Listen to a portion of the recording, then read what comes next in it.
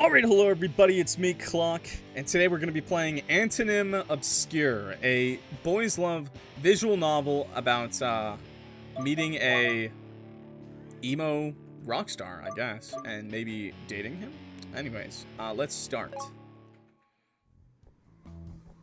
I believe this is us.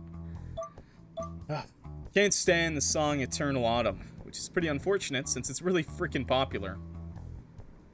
Anybody who knows anybody who's anybody knows Eternal Autumn. It's so beloved. I'm afraid it really will wind up being eternal.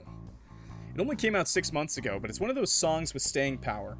Kind of like barf, gag, Wonderwall. Don't diss Wonderwall! It's not that bad. It's not like Radioactive, okay? In fact, if you've heard Wonderwall, you've heard Eternal Autumn. They sound kind of similar. They're both rock songs, ostensibly at least, but they're super schmaltzy with these simple chord progressions and these whiny sad boy vocals. I'd argue Eternal Autumn is worse than Wonderwall, actually, because Eternal Autumn is in Japanese, so I can actually understand all of the lyrics. Oh, that's cool. We play as Japanese. Okay. In part, I guess. I can understand the lyrics on a surface level, but they're kind of convoluted. The song is full of weird imagery, artsy-fartsy shit like, together we stand against the tide of time, trapped in a snow globe, two lives aligned, and... yeah, I'm not even gonna go into it. I've never heard of this song, by the way. Eternal Autumn was just one of the tracks on Obscure's newest album, Polychromia. No, I would assume it's not real, but yeah. The other tracks on the album are all standard Obscure stuff. There's a bit of bite to it, a whole load of crunchy guitars, a bunch of pained, tortured lyrics, which sounds like cries for help. But Eternal Autumn's a different beast from everything else on that album. Hell, it's a different beast. This kind of reminds me of like a Persona, like Persona chat box. Hell, it's a different beast to everything Obscure's been putting out for the last 5 years. Obscure is a rock band, but their sound tends to lean pretty heavy. They don't exactly scream in any of their songs. They're not doing any metal here. They have some pretty catchy melodies, but their music's not always been radio-friendly. I'd say their usual stuff is kind of aligned with some earlier Visual K groups. They're not as edgy as old Dear on Grey, or as experimental as Malice Miser, but maybe they're somewhere in the middle. Obscure have been decently popular ever since their debut album, Grey Flowers for a Gloomy Girl. But they were popular in this niche, underground kind of way. I'm not gonna lie, bro, like, this sounds like a band I would listen to at this point. I'm huge on, like, alternative rock, and I'm not gonna lie, this just sounds like something I would love. No, man. He's shitting on it. They've always had a boatload of fans, of course. Their official Insta account has a cool 1 million followers, but they were never big.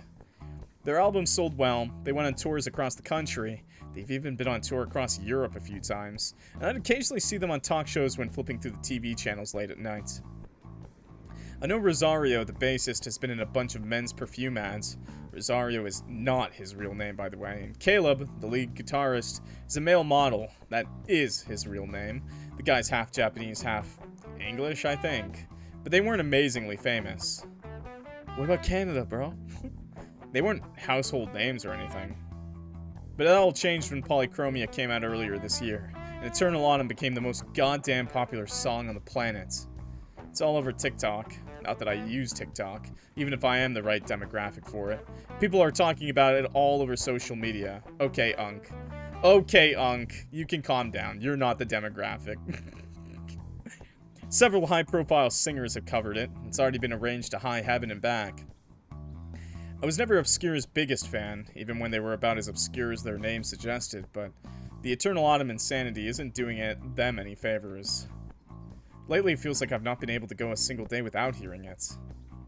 He's one of those guys who can't stand a popular song, and I'm not gonna lie, I'm a little similar to that. I mean, what? I just stepped out to go Christmas shopping for my family and my few friends, but I've been dogged by Eternal fucking Autumn for the last 2 hours. I've been inside about a dozen shops, and I've heard that song play in the last 3 stores I went into, and no, I'm not kidding. The Mariah Carey's level of popularity, bro. All ages medium. Yeah, it is. It is. It's December, so you'd think these stores would have started to play Christmas music already. I think I'd welcome that, actually, over Eternal Autumn, but no. Can't have what I want. That'd be too easy. Fuck. Can't stand that song. Not the breathy vocals, or the flanger effect on the guitars, or the lyrics that should be insipid, but they actually sound kind of deep and poetic the more you listen to them, and... I'm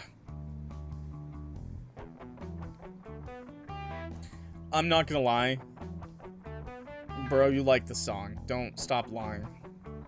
That's it. I'm officially over this. Never mind, he likes the song. I was able to buy a few gifts without going postal, at least, so I'm gonna count that as a victory. Might as well head back home now. Still want to buy a few more things, but I can do that later. I like to think this little shopping excursion was a net positive, even if I was non-consensually subjected to Eternal Autumn more times than any man should. And besides, it's early December in Hokkaido. It's really frickin' cold. Since I've gotten most of it over and done with, I might as well go back now. Still want to pick up a couple of gifts for my friends, but thinking about it, we aren't all that close. I do have friends. I'm not completely pathetic. Please don't look at me like that. But they're not BFFs. As a guy, I feel like it's hard to make close friends in general.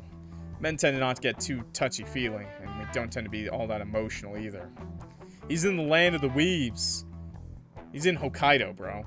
No, I'm kidding. Yes, he's in Japan. He's a Japanese man. And we're talking about a Japanese band. Also, TikTok is for everyone. Like, it is. The intended demographic, however, was for kids, though. I have to get gifts for my parents. Since they're my parents and all. They did raise me. And I can't exactly ignore my little sister, but the guys at the office. Kunikita, Sasayama, and the others. I don't know if I said that right, I'm sorry. I'm gonna butcher a lot of Japanese terms, okay? And names. Forget it. It's not like they need me to get them anything nice. In fact, knowing Sasayama, he'd probably say it's gay for men to buy one another Christmas gifts. Which, I mean, yeah, I am gay, so I guess everything I do is inherently gay. But I don't think buying people presents is an act performed solely by homosexuals. I know I just said I'm gay like 3 times in the last 10 seconds. Don't take that out of context. Thank you. I appreciate that. If that really was the case, I think parents all across the world would be pretty opposed to the idea of Santa coming down their chimneys for their children. Stop that, you! Stop that, chat. Stop lip biting. Well, whatever. It's cold, I'm tired, and I don't want to bother buying a gift for Sasayama so he can roll his eyes at me and say, "Thanks, man, but I'm still not gonna get off with you if that's what you're after, my sweet ass." I just want to go home. I paused at the crosswalk, my carrier bag of goods in my hand, waiting for the light to turn green. Ready to head back on to the station, but while I'm glancing about, something catches my eye. There's a large billboard over yonder on one of the skyscrapers which overlooks downtown Sapporo, and what do you know? 4 very familiar faces are emblazoned on that massive billboard. Faces I know a little too well. There's the bassist, Rosario, looking a little like a debauched pirate in this shirt with strings that's open at the front, and Caleb, the lead guitarist, wearing a choker and all plaintive. Toa, the drummer, is kind of in the back, looking all mysterious, but he's definitely the least interesting of the bunch. He doesn't have a fancy stage name, and he's not part European, and though he's a pretty good musician, he's the drummer. Nobody ever gives a damn about the drummers. Hey, man, the drummer's cool. And I'm not saying that because I played the drums in high school. In fact, I'm prepared to bet most of the casual obscure fans don't even know who Toa is. They could walk past him on the street and they wouldn't know him from your average salaryman. The poor guy. It's almost reassuring in a grim sort of way to know that even a drummer from a band as famous as Obscure can't catch a break. Who is this Sasayama guy and why do I hate him already? He's literally just the old guy that you know at work or something. Because he's homophobic. The main focus of the billboard is given to Obscure's frontman, the vocalist, second guitarist, and the occasional keyboardist. Damn, bro's talented and he's got... Look at those piercings, bro. The frontman, Usui... I don't know if I'm going to say this. Usui? Akira is looking all sad and plaintive in black. Even sadder and plaintiver and blacker than Toa in the back, who's all shrouded in shadow. Akira's hair is coal black, while his skin is snow white, like a fairy tale princess. His nose and his ears are studded with silver, and though his lips are pursed ever so slightly, I know his tongue is pierced too. Okay, bro, you're a goddamn super fan.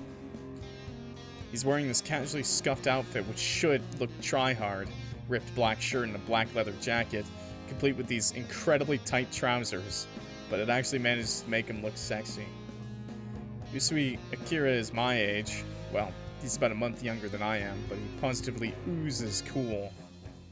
He's this quiet, retiring guy, really. Rosario and Caleb tend to speak the most during their interviews, but in these billboards, Akira dominates. He looks so striking with those dark eyes of his, that I find myself frozen in place. Traffic lights already changed. I can hear the cars screeching to a halt on the road, but I don't budge. Can't bring myself to. His presence is so overwhelming that it takes me a moment to realize this billboard was not, in fact, erected solely for the worship of Obscura's frontman. Damn, we're a simp. There's actually text on it, large, bold text announcing to the world that Obscura will be putting on a concert in Sapporo soon.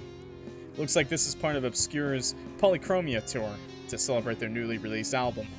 According to this billboard, Obscura will be playing at the Kyoiku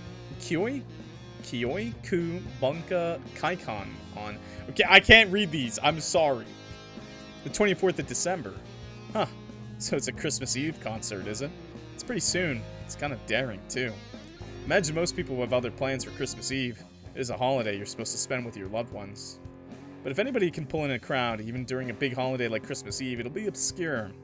Ah, yes, the band that's breaking up happy families. Nice. I wonder how long this billboard's been up here. They must have announced this concert a few months in advance, but I never realized they were going to play so close to home. Pan who turns into a mess backstage. We'll see. Taking bets. I don't come into Sapporo all that often since I live out in Ibetsu, so I guess I didn't see it. I have been checking Obscura's socials, and I saw the initial announcement for the Polychromia tour, but I didn't look at the dates or the locations too closely. Might have a passing familiarity with Obscura's activities. You could say I'm intimately familiar with Usui Akira, but I'm not a fan of theirs. Yeah, I didn't just describe every, detail about the whole band. I wouldn't say I'm a fan. I'm a fucking stalker at this point. No, seriously, if you know every single member of a band's name, you're a fan, whether you like it or not. You don't even have to listen to the music. You're just a fan of the band. You're just a goddamn simp at that point. Rather suffer the... Not a bad thing, okay? A little worrying, maybe, but not a bad thing. Rather suffer the indignity of buying Sasayama a Christmas gift, only to have him affectionately call me up, cigarette, British cigarette, then go and attend an Obscura concert, especially on Christmas Eve. Ooh. Might be pretty sad. Yeah, it's not like I have a partner, and I don't have all that many friends. But I'm not so sad I'd demean myself by going to a concert held by a band I don't like all that much. That's what I keep telling myself, at least. So why does it feel like Akira's eyes are boring straight into mine? Yeah, if you didn't know, simp is a banned word on Twitch for Twitch chat. And I'm only allowed to say it as long as I'm not directing it at you or someone real. But yeah. For you guys, it's actually like a Twitch banned word. British cigarette. Yes, sir. I can't say that word. Look, he's gay. And even some people disagree that he can say it, okay? But not everybody. It takes about half an hour for me to get back to my home in Ibetsu, by which point I feel totally drained. My place is a 15-minute walk away from the station. It's freezing cold outside. It actually started to snow, and my hair's a little damp from the fluffy flakes. I'm relieved I was able to make it back to my apartment in one piece, but I'm shivering badly as I tramp up the stairs to my cruddy apartment.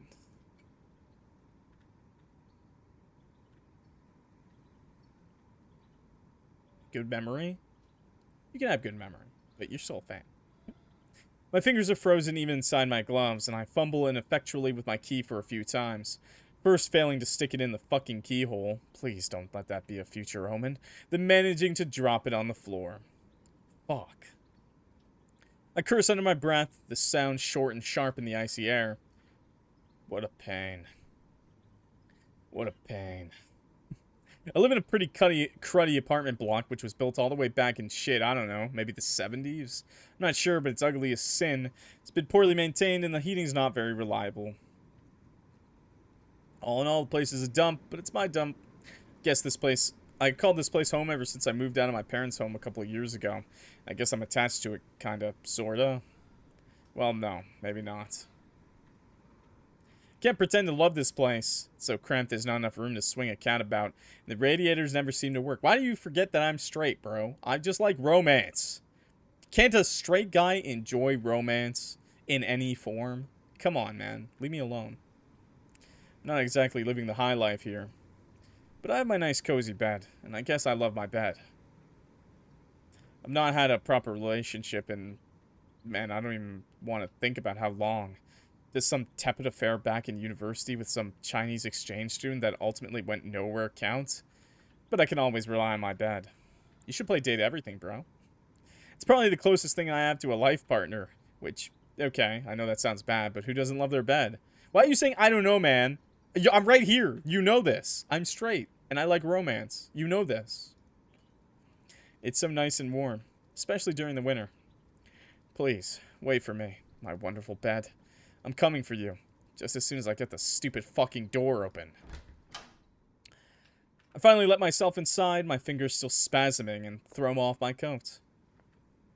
Half these exact hype Scots, you get it! You fucking get it, bro! Come on.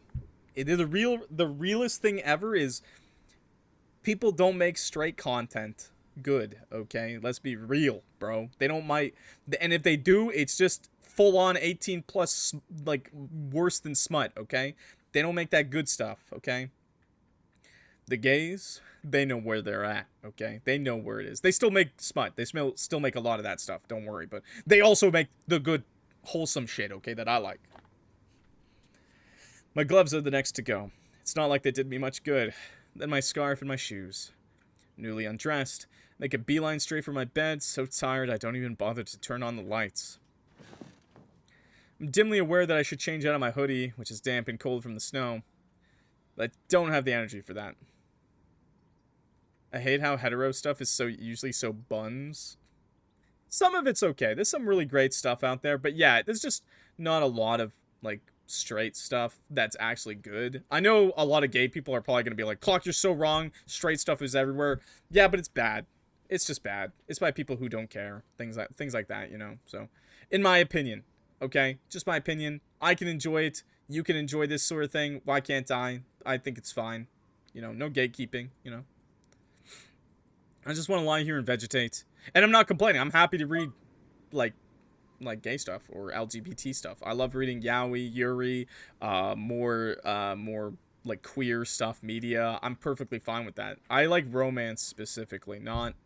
If I wanted the other stuff, I would just go to a website, a specific NSFW website for that sort of thing, okay? Or just get some myself. I just want to lie here and vegetate, while the wind sighs outside and the snow drums against the window pane. I've not been lying here for all that long, but I can feel myself thawing out already. Sleep is beginning to settle on me, just like the snow that's piling up outside. Not everyone likes that. That's true too, but a familiar face keeps swimming before my eyelids, no matter how fiercely I bury my face against the pillows. I can't stop thinking about Akira. Akira or Akira? I don't know. I'm gonna go with Akira, because I really like that meme. Akira! Akira! I really like that meme, so. I wish I could say that this is a first for me, lying awake at night, thinking of Obscure's frontman, but this happens more often than I'd like to admit.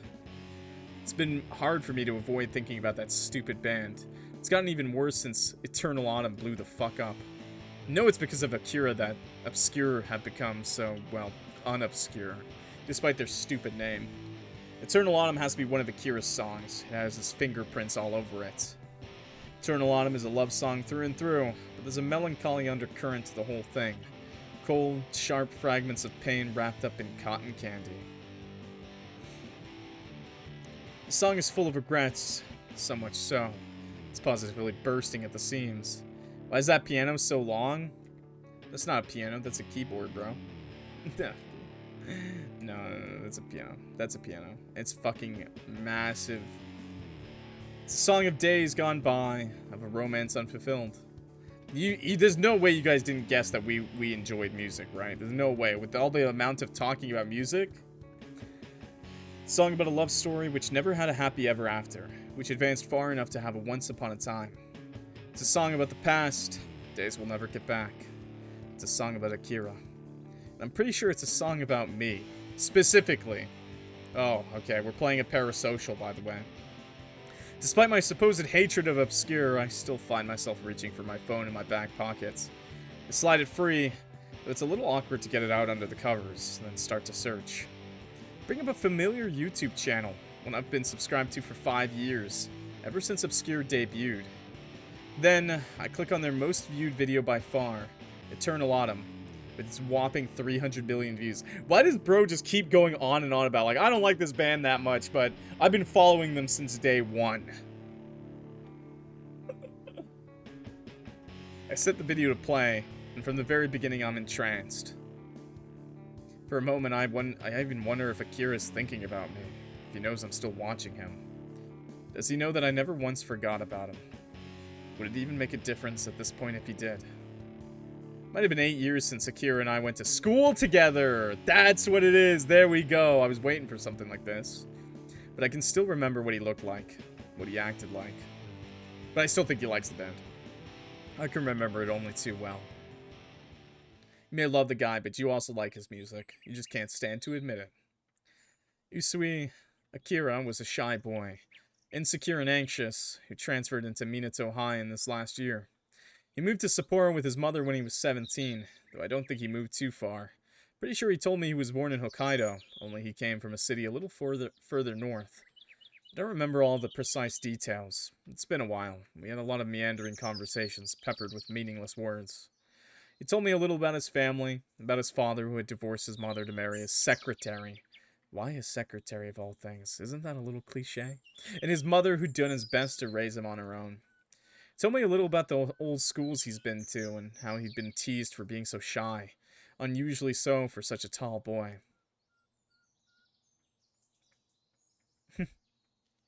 But we mostly talked about music. I used to play the drums, while Akira still is, I guess, a guitarist. We played different instruments, but I dabbled a little when I was younger, so I knew some of the basics. He asked me for advice, and I did my best to help him, tried to give him moral support. Maybe it'd be more accurate to say I tried to give him a kick in the backside, so he could stand on his own 2 feet. I'm not sure how I felt about Akira, even now. I think part of me found his self-effacing attitude annoying, but another part of me envied his skills. He really was talented. The funny thing is, I don't think he realized it. He can't have done or wouldn't have come to me asking about his playing so often. That's right. It's all coming back to me. I can remember the run-up to the school culture festival and the set list that Rio helped us devise. I remember how worked up Akira was about performing in front of the school in the gymnasium. His first ever performance. Remember our club room, which was always a bit of a mess, since it was mostly used as a remedial classroom for kids struggling with their literacy skills. Colorful education posters that would have been more suitable for a primary school tacked up on the walls. Remember the faint, sticky smell of cherry soda which permeated the air, after Kay accidentally dropped the bottle of the stuff during one practice session and spattered everywhere. Okay, you wouldn't be smelling sticky soda, man. You drop soda and you don't clean that shit up, what you're gonna be seeing is fucking ants, okay? And you ain't gonna be smelling shit when you see ants covering the floor, okay? And I remember the washed out sunlight, the setting sun, as it filtered in through the blinds, hitting the beige wall opposite in stripes like a tiger's pelt. I remember. Okay, but, like, why do you look like... Were you heavily inspired by Persona 5, perhaps?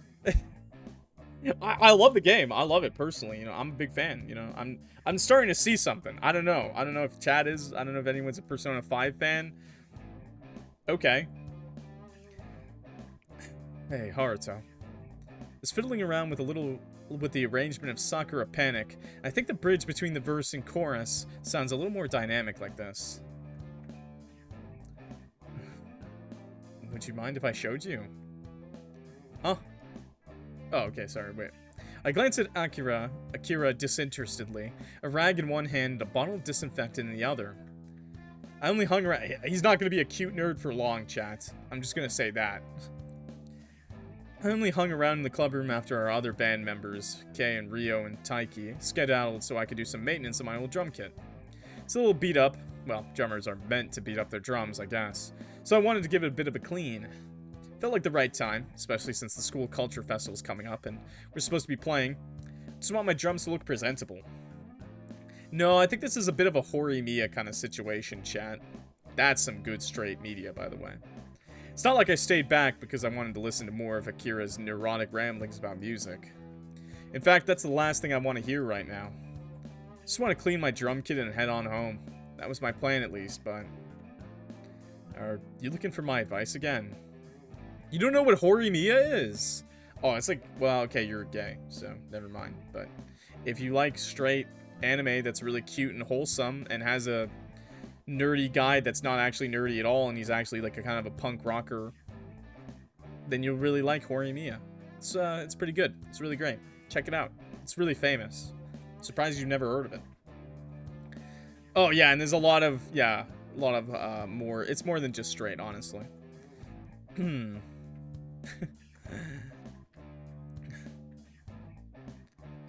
If you wouldn't mind, I know that you helped Ryo write this song, so I wanted to see what your opinion was. Yeah, that's how you spell it, Horimiya. I'm afraid it might disrupt the flow of the piece a little. It sounds good with just the guitar, at least. I think it does, but I wasn't sure how it would work with the drums. Ah, so that's why he's interested in what I have to say, is it? Well, it's nice to know he cares enough to ask, rather than an ad-libbing during the concert like some ego-tripping asshole, but... I barely wrote this song. I only gave Ryo a couple of ideas, so I'm not that into composition, you know? Honestly, composition's like the fucking worst, man. I could never do it. I've been into music since I was about 5, and by into music, I mean I worked my way through the piano, the guitar, and the mandolin, don't ask, before I settled on the drums, but I'm not that much of a nerd.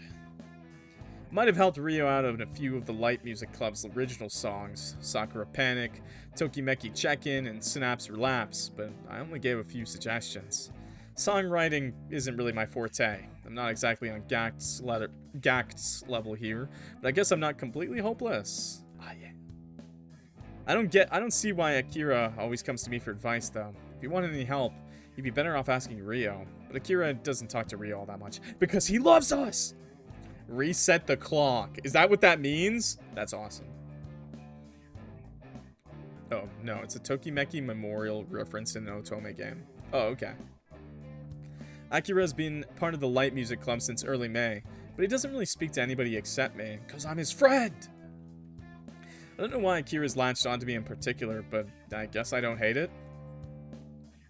It's almost endearing in its own way. There's only so much help I can give him. Wish he'd hash this stuff out with Ryo instead, but...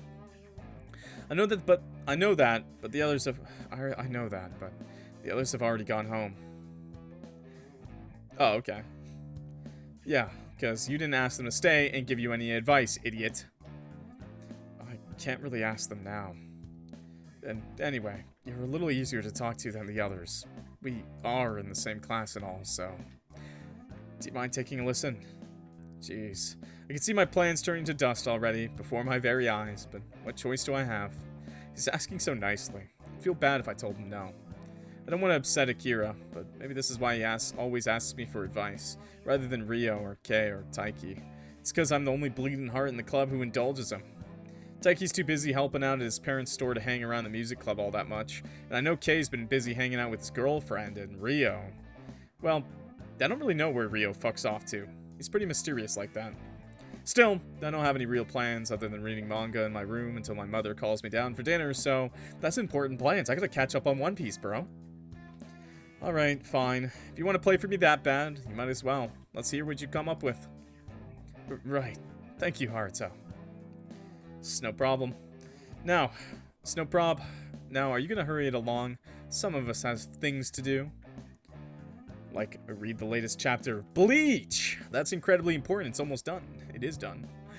Not that I expect an honor student like Akira to know that. I bet he's never read a single issue of Shonen Jump in his life. He's way too studious. Right, of course. I'm sorry.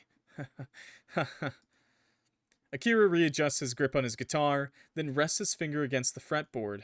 There's a small pause, a moment of silence. And then he begins to play.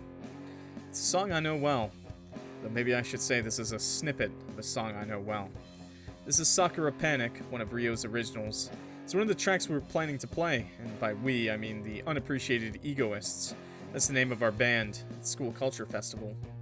We have a pretty slim track list, comprised of only 5 songs, 3 originals and 2 covers.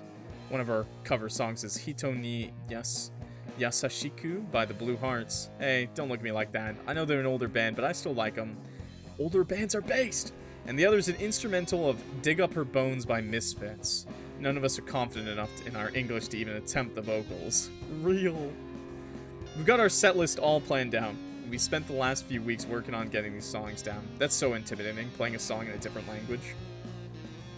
We've just been painting by the numbers, really. Sticking to the same old, same old. Some artists can do it, though, surprisingly. But Akira's not content to leave well enough alone. Keeps fiddling with our songs for whatever reason. Improvising an arpeggio run here, an extra riff there.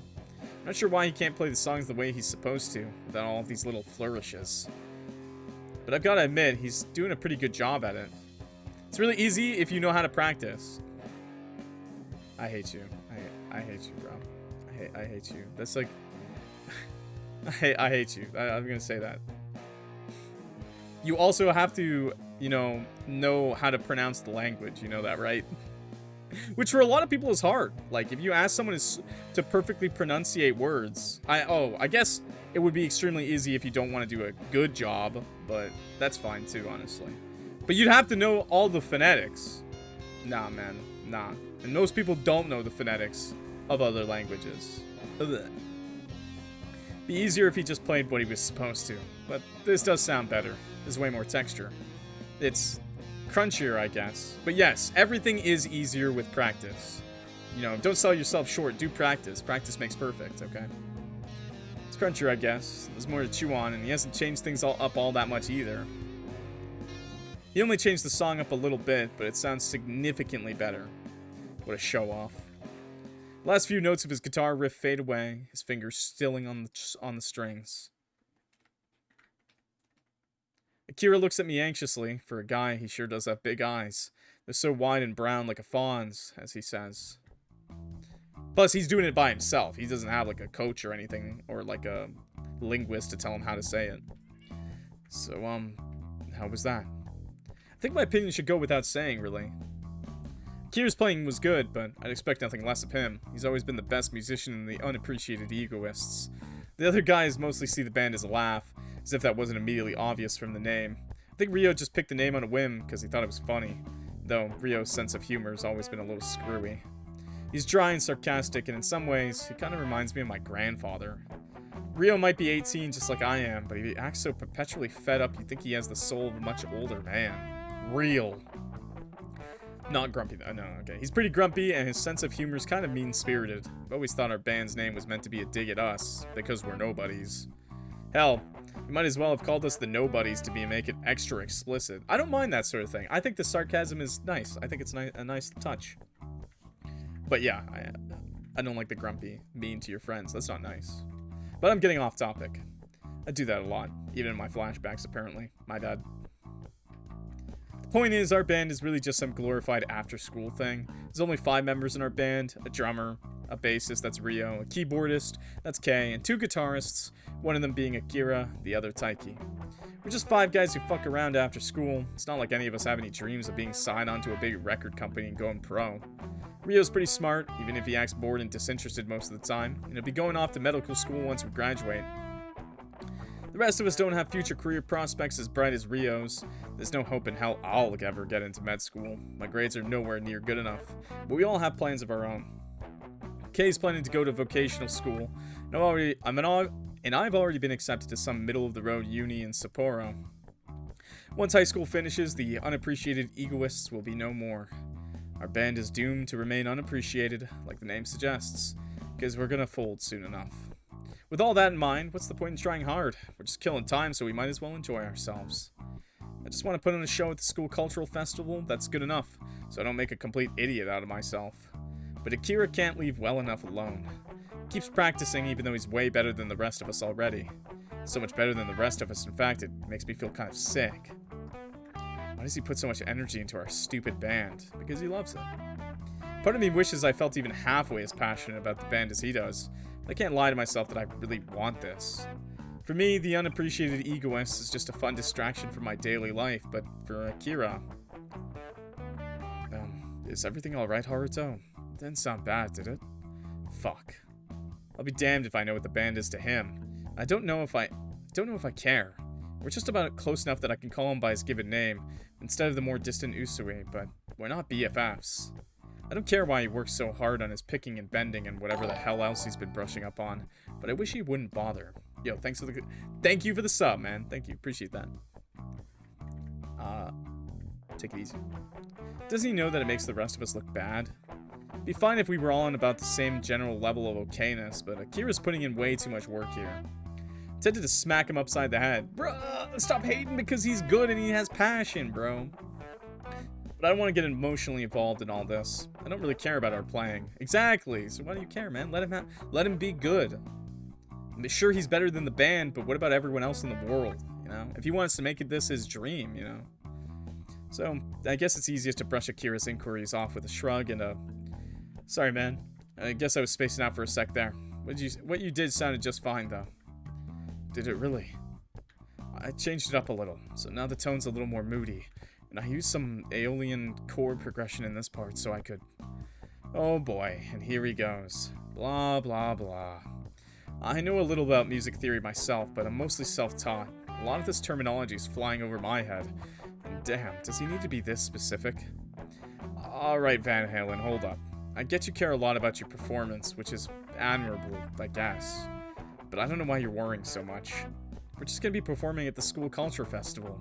We'll be in the gym, and we'll be playing in front of the same classmates we see every single day. No, it is not! Why? Why did you think that? Why? Can't we just be wholesome? Do you think any of them know what an Aeolian chord progression is? Well, no, but... Well, then there you go. You don't gotta get into the weeds so much. So long as you don't screw up too badly on stage, everything will be fine. I don't play NSFW games that often, man. It's like once in a year I play an NSFW game. What? Why? Do you really think so? Sure. YouTube? I may have played Love Money right before this, okay? I might have played Love Money right before this, and I'm not gonna lie, I'm traumatized. Okay. Sure, most people won't even be able to tell if you make any mistakes if you power through it. You just gotta fake it till you make it. That is like the truth, by the way. And the mistakes, it doesn't, even at concert level, people still make mistakes. Guess what?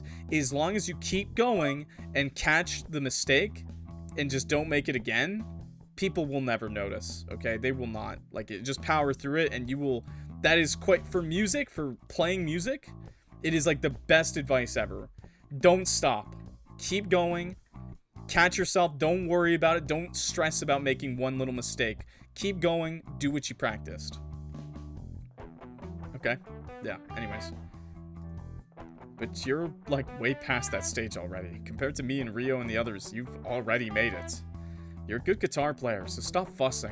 Just play the solo like you're supposed to, and it'll be fine. That's what my mother told me, too. She said I was thinking about this too much, just like you. But this is all very new to me. I've never performed in front of an audience before, so I'm a little uneasy, I guess. It's a bit scary, actually. Well, there is that. The other members of the Unappreciated Egoists have played a handful of times before. Last year's Culture Fest and at this small local club that Taiki's aunt runs. But Akira's a new addition to our group. He only joined the school at the start of the school year, and he's been a member of Unappreciated Egoists for all of 3 months. I guess he's being thrown into the deep end, so to speak, but come on, bro. You don't need to be scared. Not with your skill level. You'll crush it. Crush? I mean, it'll be fine.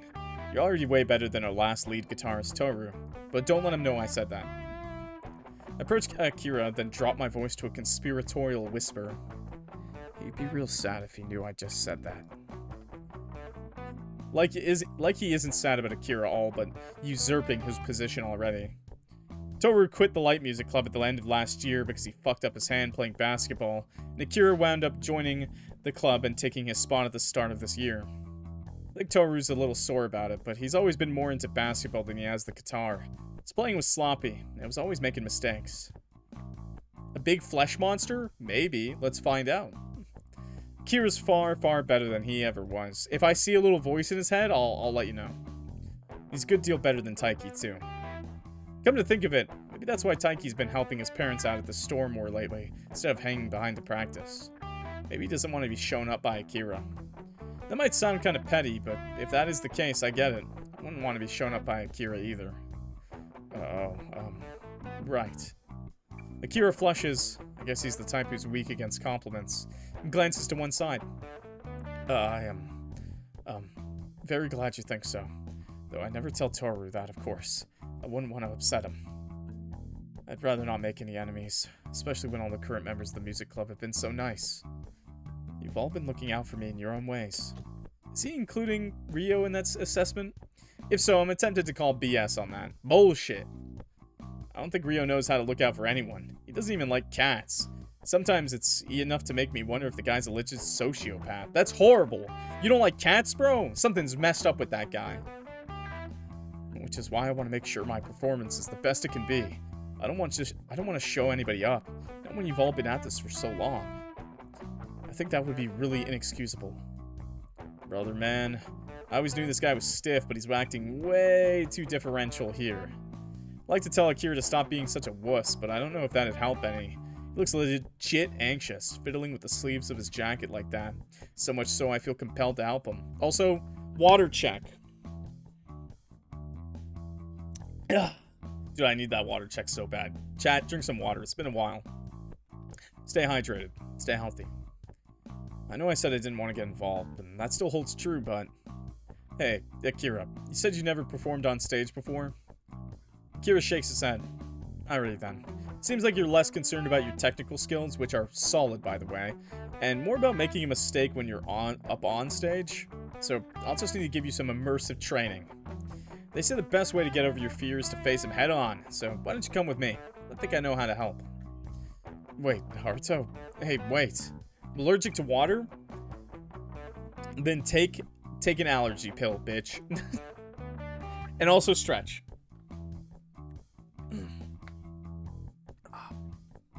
That's good. That I already said take an allergy pill. Take a pill. Take your pills. No shrimp in it. I'm not waiting. You're the one who asked me for help, remember? You wanted my advice, so you're damn well gonna get it. Unless you want to waste my time.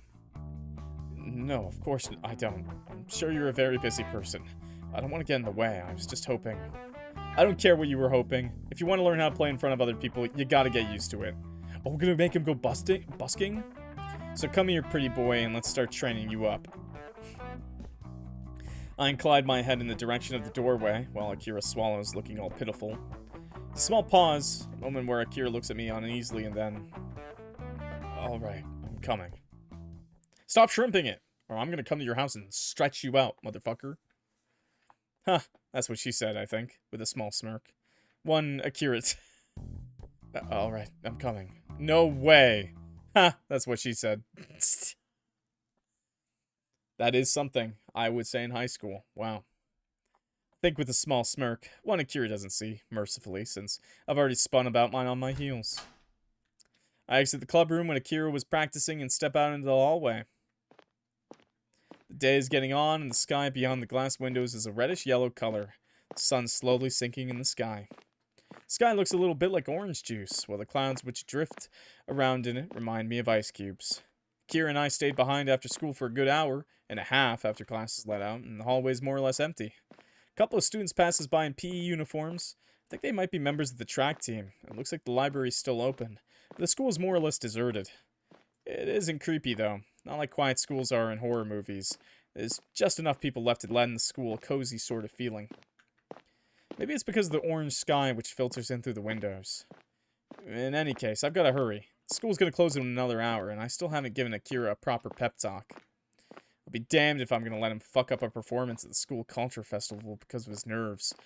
Not that I really care about the school cultural festival or anything. Yo, good night, Mikey. Take it easy, man. Take it easy. I don't want him making too many stupid mistakes. I need Akira to get over how stupidly self-conscious he is, which is why I let him through the quiet corridors all the way up to... Are we allowed to come up here? It's fine. I have a key, see? I hold the key up in my right hand, a silvery thing which winks in the sunlight. Use the key to unlock the door, well duh, which leads onto the school roof, then step outside. Students aren't supposed to come up onto the school roof, but some of us have special privileges, including yours truly. Akira must be wondering about that, because he looks at me curiously and says, "Why do you have that?" Oh, it wasn't too hard to get my hands on it. Just had to go on a date with the headmistress. Do you know she has a thing for younger guys? Huh? I'm teasing, of course. I mean, isn't it obvious? But Akira's so pure it looks like he's taking this at face value. Is that really alright, though? I mean, this young, and then there's young. And she's a teacher. Here, Akira's voice drops to a scandalized whisper, even though there's nobody on the roof to overhear us. He blinks, looking all abashed as he mumbles, "Isn't that illegal?" Ah, it's okay, we're in Japan, man. She could get fired for that, or thrown in prison. There's no way that's allowed. It seems... Ouch! Akira doesn't get a chance to tell me what it seems, however, because I deliver a swift flick to his forehead, one which makes him reel. What was that for? It was to make you calm down, duh. Now listen, of course I'm not carrying on some sordid relationship with the headmistress. She's like 60, and she's already married, bro. I think she has grandchildren that are our age, and I do have some self-respect. Even if she did make a move on me, I wouldn't exactly reciprocate. Then why did you say that you did? Why not? I wanted to see how you'd react, and it was priceless, like I imagined. Then you were teasing me. Well done. Do you want an award for your amazing powers of observation? Now look here, I'm not dating the headmistress.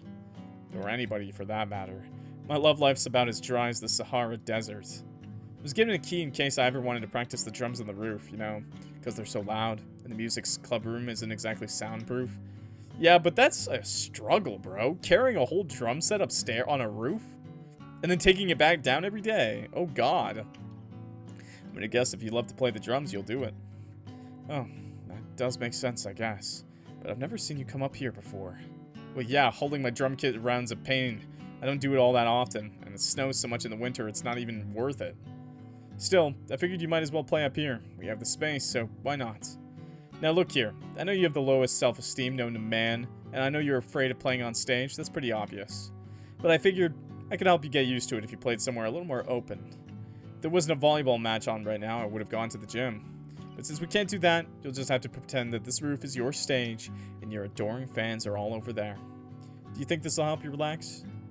Akira frowns, then glances across the rooftop, a vast, smooth expanse of concrete where students are rarely allowed to go.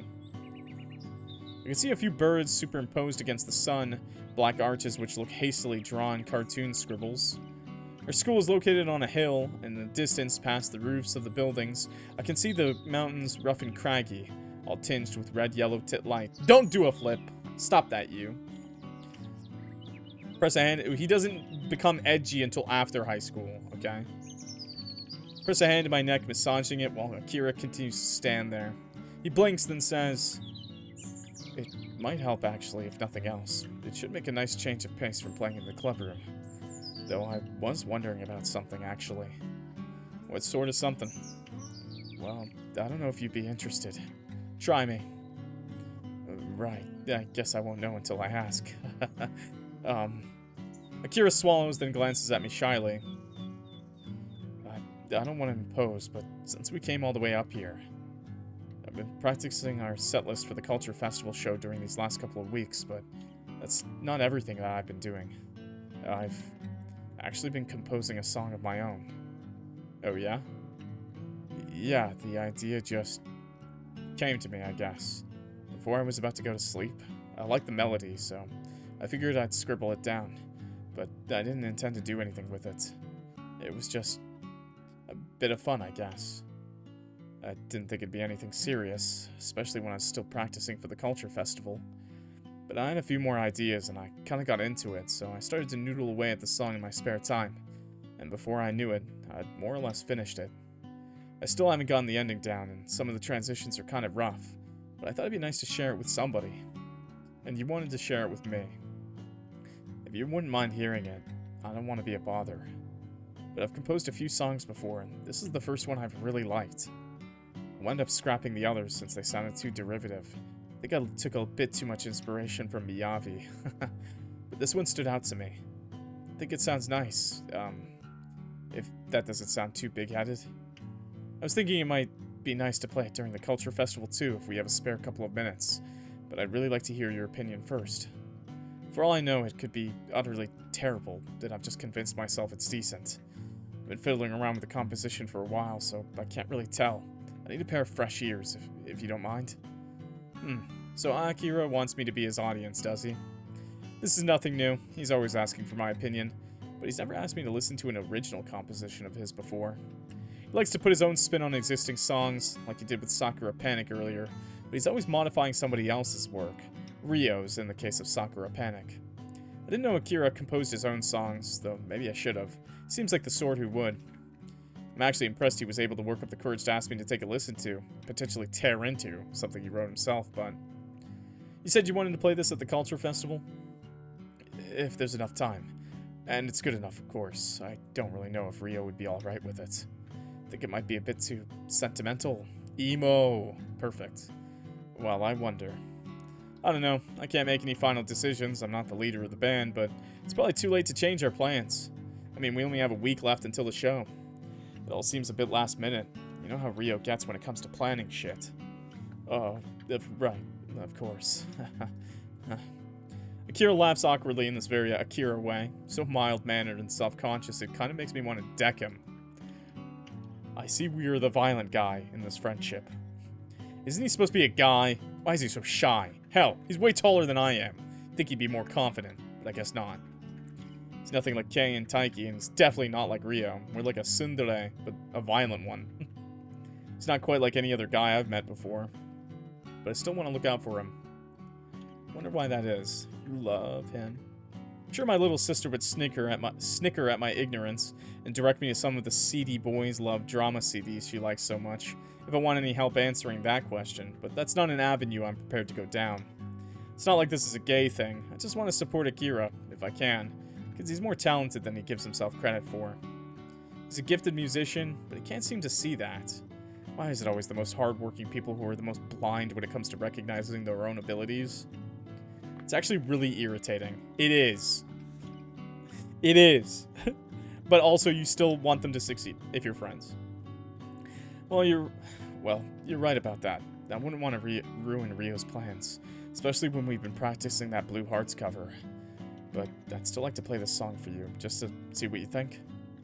It's fine if we can't play it at the Culture Festival. It probably isn't ready for that, to be honest. It's still a rough draft, like I said, but I would like some feedback. Would you mind?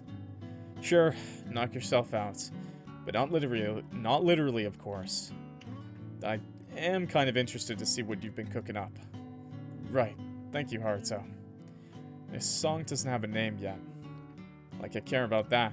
Names are the last thing I fuss about when it comes to music. It's just Akira to worry about something girly like that. But I hope you enjoy it. Akira doesn't say this as a statement, of course. I can hear the question mark working its way into his words, spoiling whatever dignity he might have had.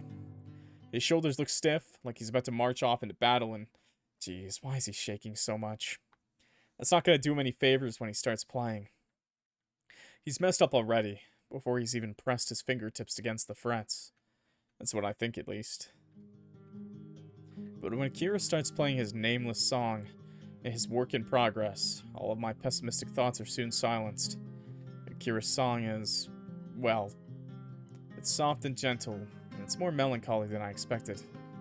There's real pathos to this song, as his fingers find the well-thumbed strings of his guitar. It's a deceptively simple song. Chord progressions aren't anything special, and the finger work doesn't seem too fancy, but though the BPM is a bit on the slower side, it's not really a rock song. It feels more like a ballad. There's something haunting about it, almost ethereal. It's beautiful. Yeah, I guess that's the best way to describe it. This song really is breathtaking, and coming from me, that's saying something. I'm not a sentimental guy myself. In fact, I'm the opposite of sentimental. Kohei's always telling me I should be more tactful, that I need to get a clue. Like that's something you can pick up from the convenience store alongside a copy of Weekly Shonen Jump. Pretty matter of fact, and I don't mince my words. I speak pretty bluntly, and I don't really care about sparing other people's feelings. I don't cry when I watch movies, and when I listen to especially sad songs. I might have gotten a bit sniffly once when I saw a seal being maimed in some documentary, but that's about it. Bro's gotta watch One Piece. If you don't cry at Dr. Hiruluk's backstory, maybe Nami's backstory. Come on, there's a lot of good, sad backstories, man. Watch One Piece. You'll cry. Listen to a lot of music from all sorts of bands. Japanese, Chinese, American, British, you name it. But Akira's song, there's something haunting about it. What compelled Akira to compose this? What was he trying to express? I couldn't say. But despite Akira's obvious discomfort after playing an unfinished piece, it's undeniably effective. I find myself drawn into the song further and further until... So, all of a sudden the song stops. The last note doesn't fade away gracefully into the cool, crisp air. It comes to a halt too quickly, so I'm forcefully thrown out of the evocative world Akira was able to craft with his delicate playing. I feel disoriented even as Akira says, what did you think? What am I meant to say to that? If I were in some seedy dive bar, I'd be shouting and demanding an encore. And if we were in an opera house, I'd be standing on my feet in anticipation of a standing ovation. That's how good Akira's playing was. It was a moving piece. So why is he coming overall meek? I know he has all the self-worth of a sea sponge, but geez, learn to read the room. Or, the roof. Oh, for fuck's sake. I take a step towards Akira. He flinches, clutching his guitar like it's his baby, and then say, "Are you being serious right now?" Well, I'm not joking. Why? Do you think I was?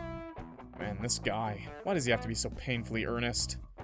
Actually, maybe that's why I'm so soft on him. He kind of reminds me of that unfortunate seal I saw in that nature documentary ages ago. The one that made me feel all sniffly. No, I think you're being serious, but that pisses me off even more. Why do you always need to ask me how good you are? You should know the answer already, unless you just want to make me praise you. Sorry. I really don't know what you mean, though. Did I do something wrong? No, you idiot. You didn't do anything wrong. In fact, it's the exact opposite. You played so perfectly, it's almost criminal. You're way too good at the guitar. Are you sure you aren't, like, descended from Jimi Hendrix? I mean, what the hell? Do you really mean that?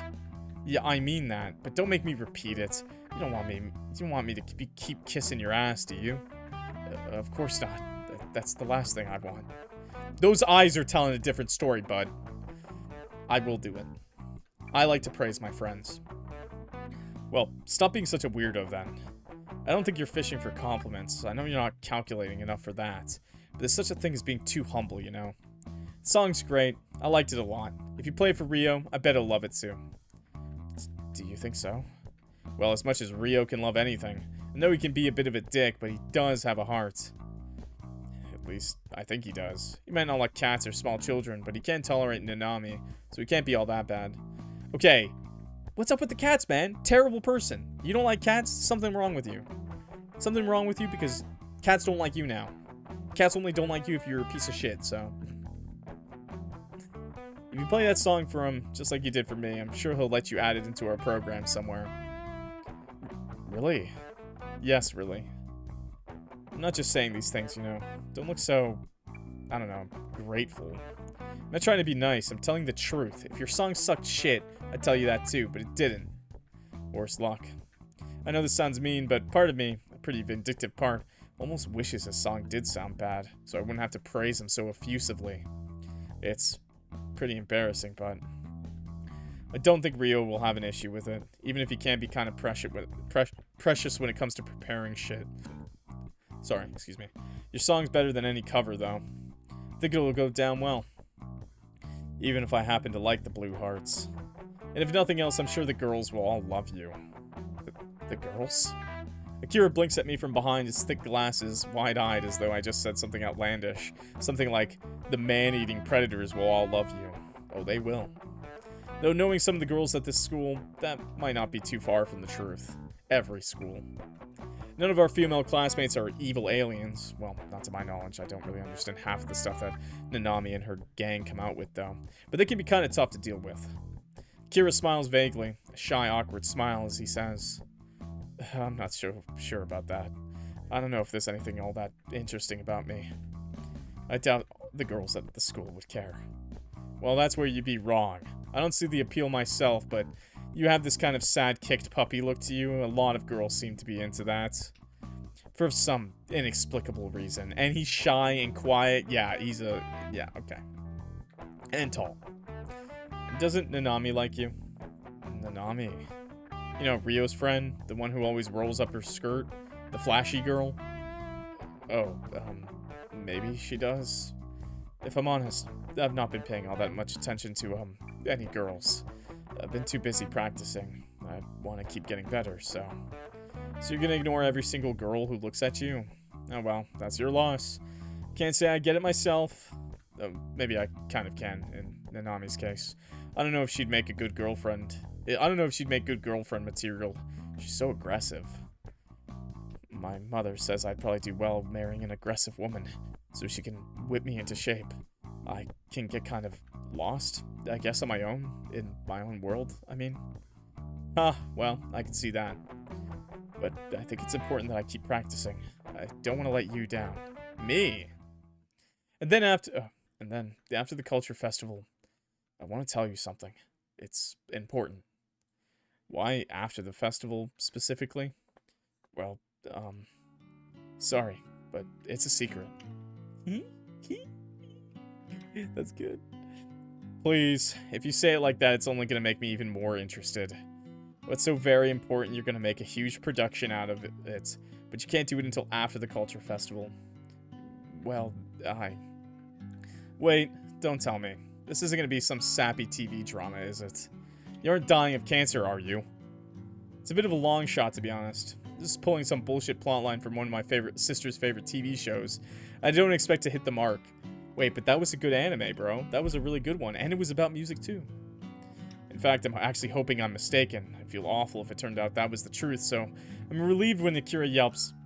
What? No, of course not. I'm fine. Why would you assume something so morbid? I don't look sick, do I? You look fucking sick. No, you don't, but I had to make that joke, okay? You are a bit peaky, yeah. You're so pale, in fact, you look like you never go outside. Are you sure you're not anemic? Let's eat steak together, bro. Fuck those supplements, by the way. I know the meme is, let's go take iron supplements together. Fuck the iron supplements, girls, ladies, all the anemics. Go eat a fucking steak, okay? Can't eat a steak? Go eat some chicken. I don't care, but eat it, the meat. Eat the meat. Supplements aren't great, okay? Reasoning? Pills and stuff, your body doesn't digest them very well on their own. You need actual food a lot of the time, okay? A lot of other things go into taking your vitamins. If you're eating a lot of protein, it's probably fine, the supplements too. You'll probably still absorb the supplements, but if you're just like continuing your diet and just taking iron supplements, it's not going to work well. Because you need other vitamins and like, there's a lot in nutrition. I'm not a nutritionist. I just know for a fact. It's like when I was trying to build muscle in boxing, they were like, just eating like protein isn't gonna do anything. You gotta like take things with it that make the growth, like that makes it easier basically for your body to absorb it. This goes for other vitamins as well too, by the way. Anyways, sorry, aside. My mother asked me that sometimes too. Then my doctor said I was just fine during my last checkup. I think I'm just a pale person. But no, this thing I want to tell you about isn't that serious. It's more... He pauses, then he sighs. I have a lot going on, I guess. Getting ready for the culture festival. I've been worrying about it.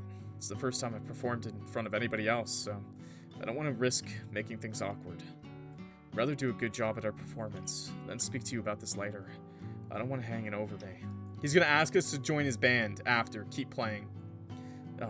If that's alright. Ghost, I'm gonna nutrition you. I'm gonna do it. Huh. Personally, I find this all kind of weird.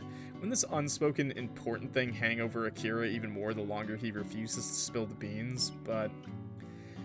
sure, it's your life. You gotta do what you think is best for you. You have to look after yourself, too. You need to be in good shape if our concert's going to succeed. You're the best asset we have. Do you really think so? Duh. Everybody knows you're the best member of our band. You don't want my nutrition? Too damn bad. You're malnutritioned with yours. I'm gonna put you on a diet. A good one.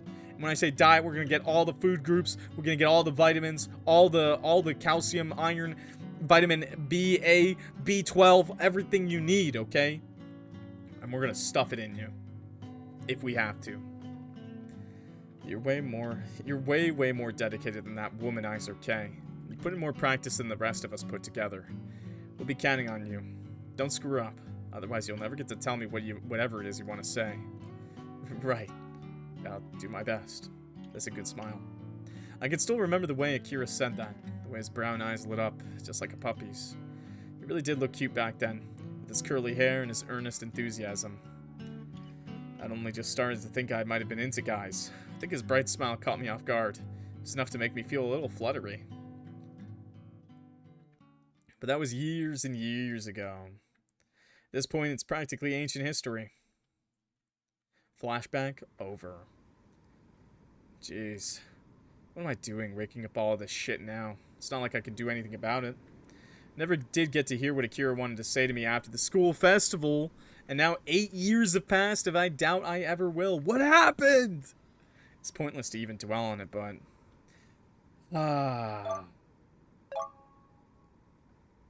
Perfect! Yeah, this is perfect. Okay, YouTube! YouTube, I'm gonna continue this in like 5 seconds for you guys. I'm just gonna... I gotta stop playing here. I don't have enough time, so I'm just gonna mix this with the next VOD of me playing the game. So YouTube, we'll be back to playing in just a second, but I hope you clock that like button and subscribe while you're here, okay? If you're enjoying the videos so far, do it, please, and thank you. It helps me out a lot, and we do a lot of this sort of thing, so please, pretty please. Okay, and YouTube, I'll see you in a second, and we'll continue. Boom. Alright, YouTube, I'm back. Sorry about that. I know I'm smashing this together with the last video. This has been like a week since I played this. I'm sorry. But we're back to play more. And we're going to continue right where we left off from the flashback. Sorry about that. I still find myself sighing. I was watching the official music video for Eternal Autumn, but it's since shifted away to some DVD rip of a concert Obscure held a couple years ago. I think as part of their barbed wire or stainless steel tour. Anyway, this rip is high quality. There's a few sweeping shots of the concert hall, which is a pretty big venue. Looks like it can seat around 5,000 people. A lot of close-ups of Akira, too. I watch Akira, my brow furrowed, as he sings his way through an obscure classic, one of my favorites. This is from 0 to 1 of their darker, grittier songs. Akira's singing it with real passion, his eyes narrowed, face screwed up as though he's in real pain. His piercings glint in his ears beneath the harsh stage lighting, and his eyes are dark with makeup. He should, by all rights, look ridiculous, wearing his distressed fishnets, his eyeshadow dripping down his face like faux tears. But irritatingly enough, it's the exact opposite. Somehow he manages to make the whole living corpse thing look appealing. Was Akira always this handsome? I guess he was a reasonably good-looking guy even back in high school, but I think his anxiety ruined his looks a little. He was always walking around with his shoulders slumped, his eyes to the ground as though he was afraid of making eye contact with anybody. Oh, is it a little loud too, by the way? There we go. Which, knowing how Akira used to be, he probably was. What? No! No, he's not a necrophile. What the fuck? I think Akira had a few fans even back then. I do remember at least one girl from her class giving him chocolates on Valentine's Day, but he didn't stand out in a huge way. Sorry for lurking? No worries, bro. Akira might have been handsome, but he was always too shy and self-conscious to capitalize on it. The Akira I can see on stage, however, looks nothing like the Akira I remember. He looks out at the large audience before him without flinching. He sings his heart out.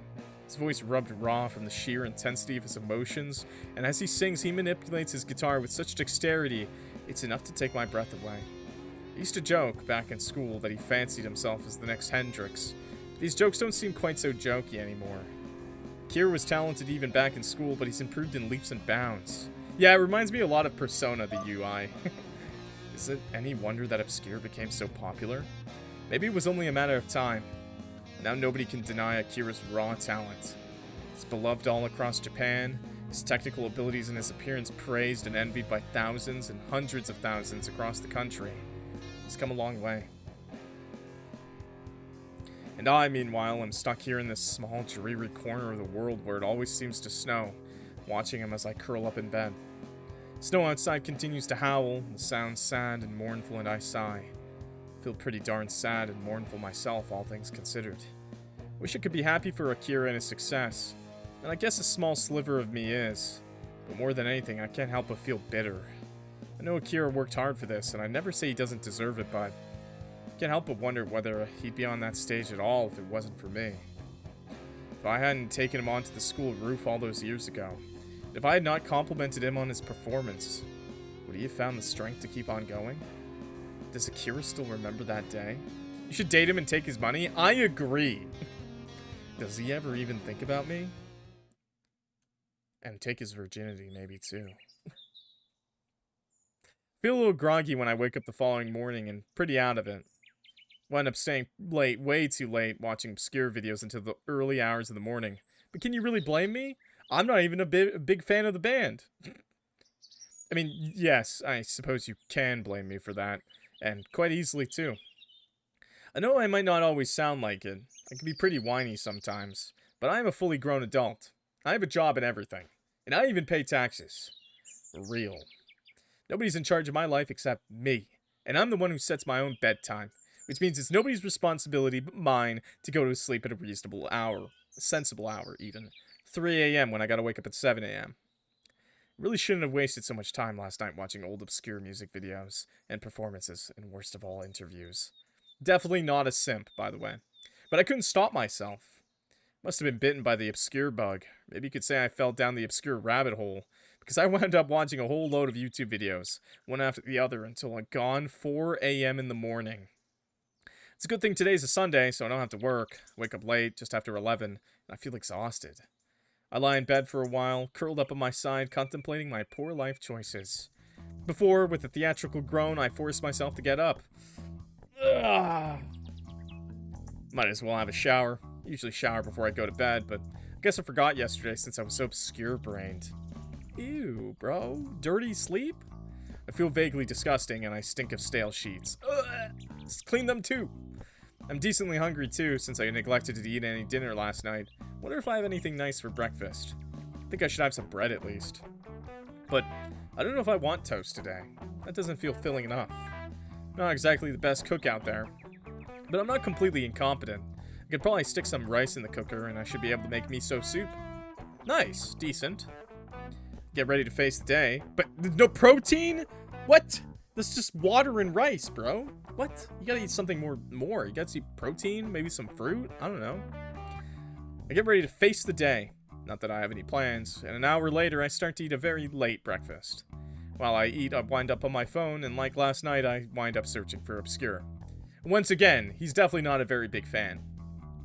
Now I'm slightly more awake. My thoughts turn to that billboard I saw yesterday. The one advertising that upcoming Obscure concert in the Kyoban on Christmas Eve. I wonder if I can find any more info on it. Go to the concert, bro. Let's see. How expensive are these tickets anyway? I commence a quick Google search, plunging myself even deeper in the rabbit hole, and then... Damn. These tickets are pretty freaking expensive. Of course I knew they would be. We are talking about Obscure here, and I did leave it pretty late to start looking into buying tickets. Concerts in a fortnight, which is cutting it real close. When it comes to a more well-established bands, it's best to try and snag tickets as soon as possible. There aren't any tickets left for this show on any reputable sites. You can only find scalpers reselling tickets bought in bulk for 3, sometimes 4 or 5 times what they're actually worth. Prices of these tickets fluctuate pretty wildly, starting from around 50k, 50,000 yen to an absolutely eye-watering 250,000 yen. And no, I'm not joking. What is that, like 25 bucks Canadian? 25 bucks American, I mean. What the hell, man? That number's really high, and the answer I gave was really low. Okay? It's definitely expensive. It's definitely really expensive. But not in the 100,000 range, okay? Yen is a lot worse than American, like, exchange rate wise, okay? $232. Yeah, it's not that bad, honestly. Yeah, I was gonna say, it's really not that bad.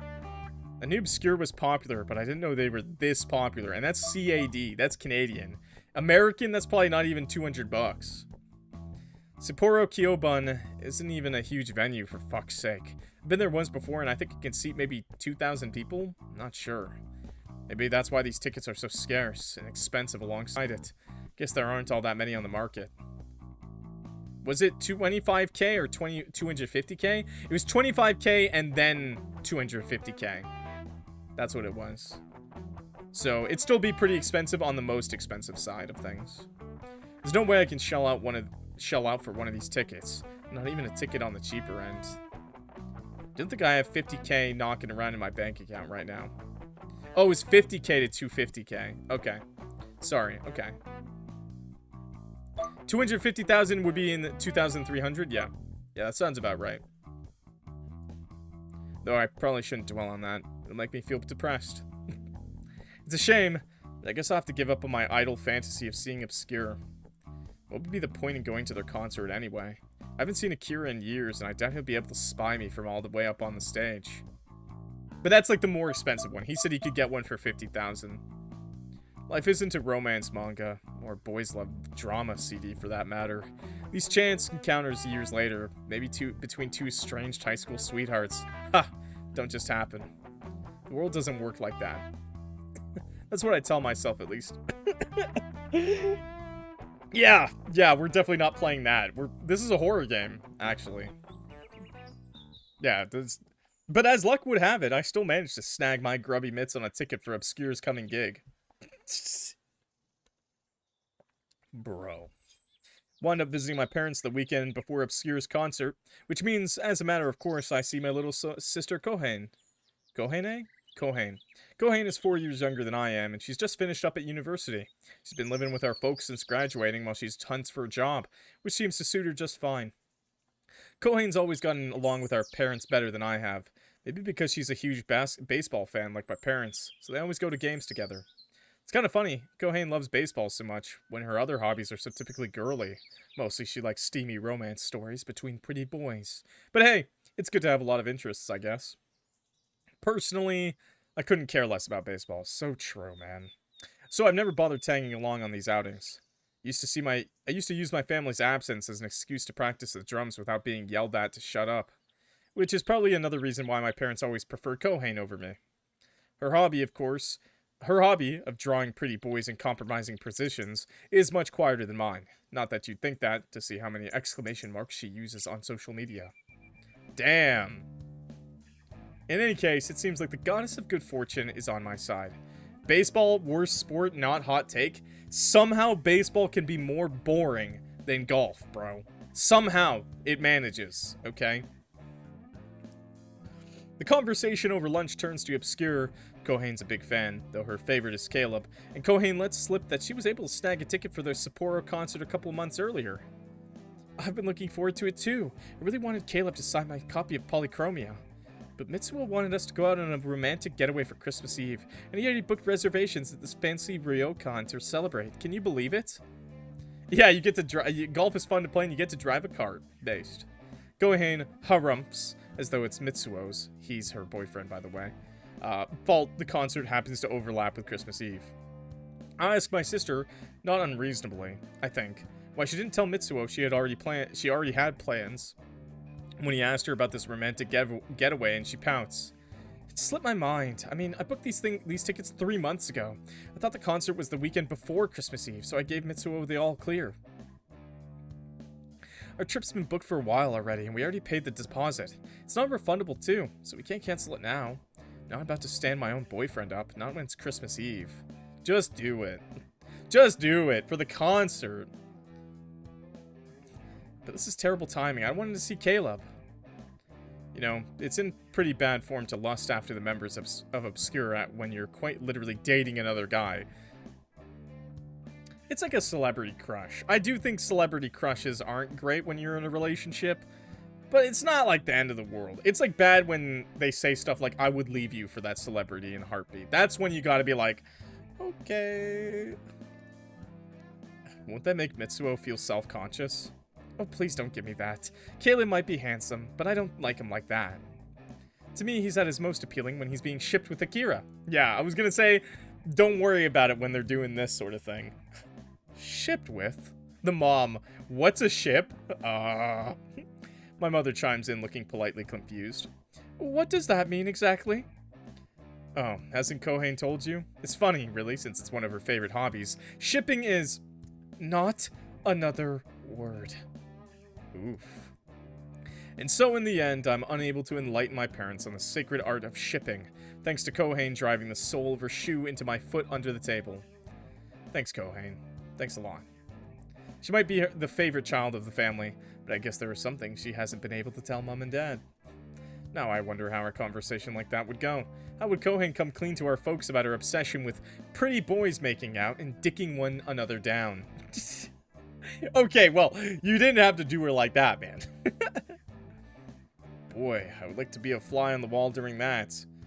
You know, it's gonna be a really funny day when, like, right now, shipping culture, like, the girlies really love Yaoi.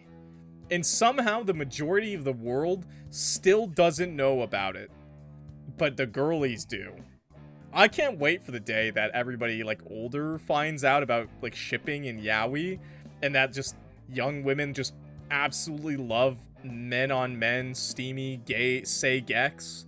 I can't wait for that day. It's gonna be a really funny one. There's just gonna be a bunch of old people being like, my daughter would never! Your daughter's a gooner, bro. Boy, would I like to be a fly on the wall during that. In any case, I mentioned I'd be looking into tickets for Obscure's Sapporo show myself. I've gotten kind of interested in them lately, I say, and Kohane soon takes the bait. Ooh, that's funny. I didn't peg you as an Obscure fan. You didn't peg me at all, sis. Don't say that. I learned Yaoi from South Park, the fractured butthole, because of collectibles. Based. I figured you'd hate them, Haruto, because they're all pretty boys. I thought you liked music which was a little grungier with those ugly, hairy American men. Okay, man. Okay, what the fuck? That's so rude. There are lots of really handsome American rock stars. Two, hairy doesn't make them ugly, okay? That just makes them cool as fuck. I don't know what band Kohane's talking about, but I think she's doing Iron Maiden a disservice. They aren't ugly and hairy, for one thing, and for another, they're not even American. But if you want to see them badly, I guess I could throw you a bone. Be a shame to waste my ticket, and I don't want to resell it. That sounds like a huge hassle. I don't want to deal with any randos online trying to scam me. It's funny you should say that, when all the tickets I've seen online were from scalpers. I'm the one who feels like I'm being scammed here. Oh, I know, it's awful, isn't it? Seeing people overcharge for tickets like that. I guess I could try getting in the action myself. But it'd be easier if you took the ticket, so I don't need to worry about posting it on any shady websites. You don't have any plans next weekend, don't you? Oh, gee, I don't know. Might be hard to get time away from my harem of adoring girlfriends. It's tough being the massive babe magnet that I am. Pfft, in your dreams, Haru. But yeah, I think I might be able to swing it, if you don't really mind. Of course not, I'm offering. Why don't you look at it as an early Christmas present? This way I won't need to worry about buying you anything. It's a win-win. Right. Thanks, Kohane. I love you too. Based. Free music. Free concert ticket. And so in the end, I'm able to secure a ticket for Obscure's show just like that. To be honest, it all seems a little too convenient. I didn't think a chance like this would fall into my lap so easily. But now the opportunity has arisen. I want to make the most of it. My little sister's going out of her way to do something nice for me, something which happens once in a full moon, then I should accept it. Why is your sister called Cocaine? These Japanese names, I swear. I forgot chat is illiterate. It's Kohane, bro. It's Kohane. They do say that you shouldn't look a gift horse in the mouth. Not that my sister looks remotely like a horse. Her face isn't nearly long enough. I'm still not sure if this is the best idea. Why did he say that? Why did he say that about his sister, bro? Not even when Kohane emails me her ticket later. Naturally, it's digital. Everything in this world is. I think part of me, most of me rather, wants to see Obscure out of some lingering sense of regret. Can't help but feel like there's some unfinished business between Akira and I. Things left unspoken for years on end. But it's very unlikely I'll be able to catch him on his own, after the concert, to tell him any of these things. I don't believe that seeing Obscure perform will change anything about our relationship. Can't undo 8 years of distance. Yes, it can. I doubt it'll make us any closer. In fact, it might make Akira feel even further away from me, standing up on that stage with his glamorous bandmates, while girls like Kohane scream at him from the crowd, literally. Bloody fanboys, literally. I shouldn't expect too much. It'd be stupid to get my hopes up, and yet... Yeah, we get our hopes up. Yeah, I thought so. Can't help but recall that afternoon on the school roof. Just Akira and I in the setting sun, slowly sinking into an orange sky which looked like fruit punch.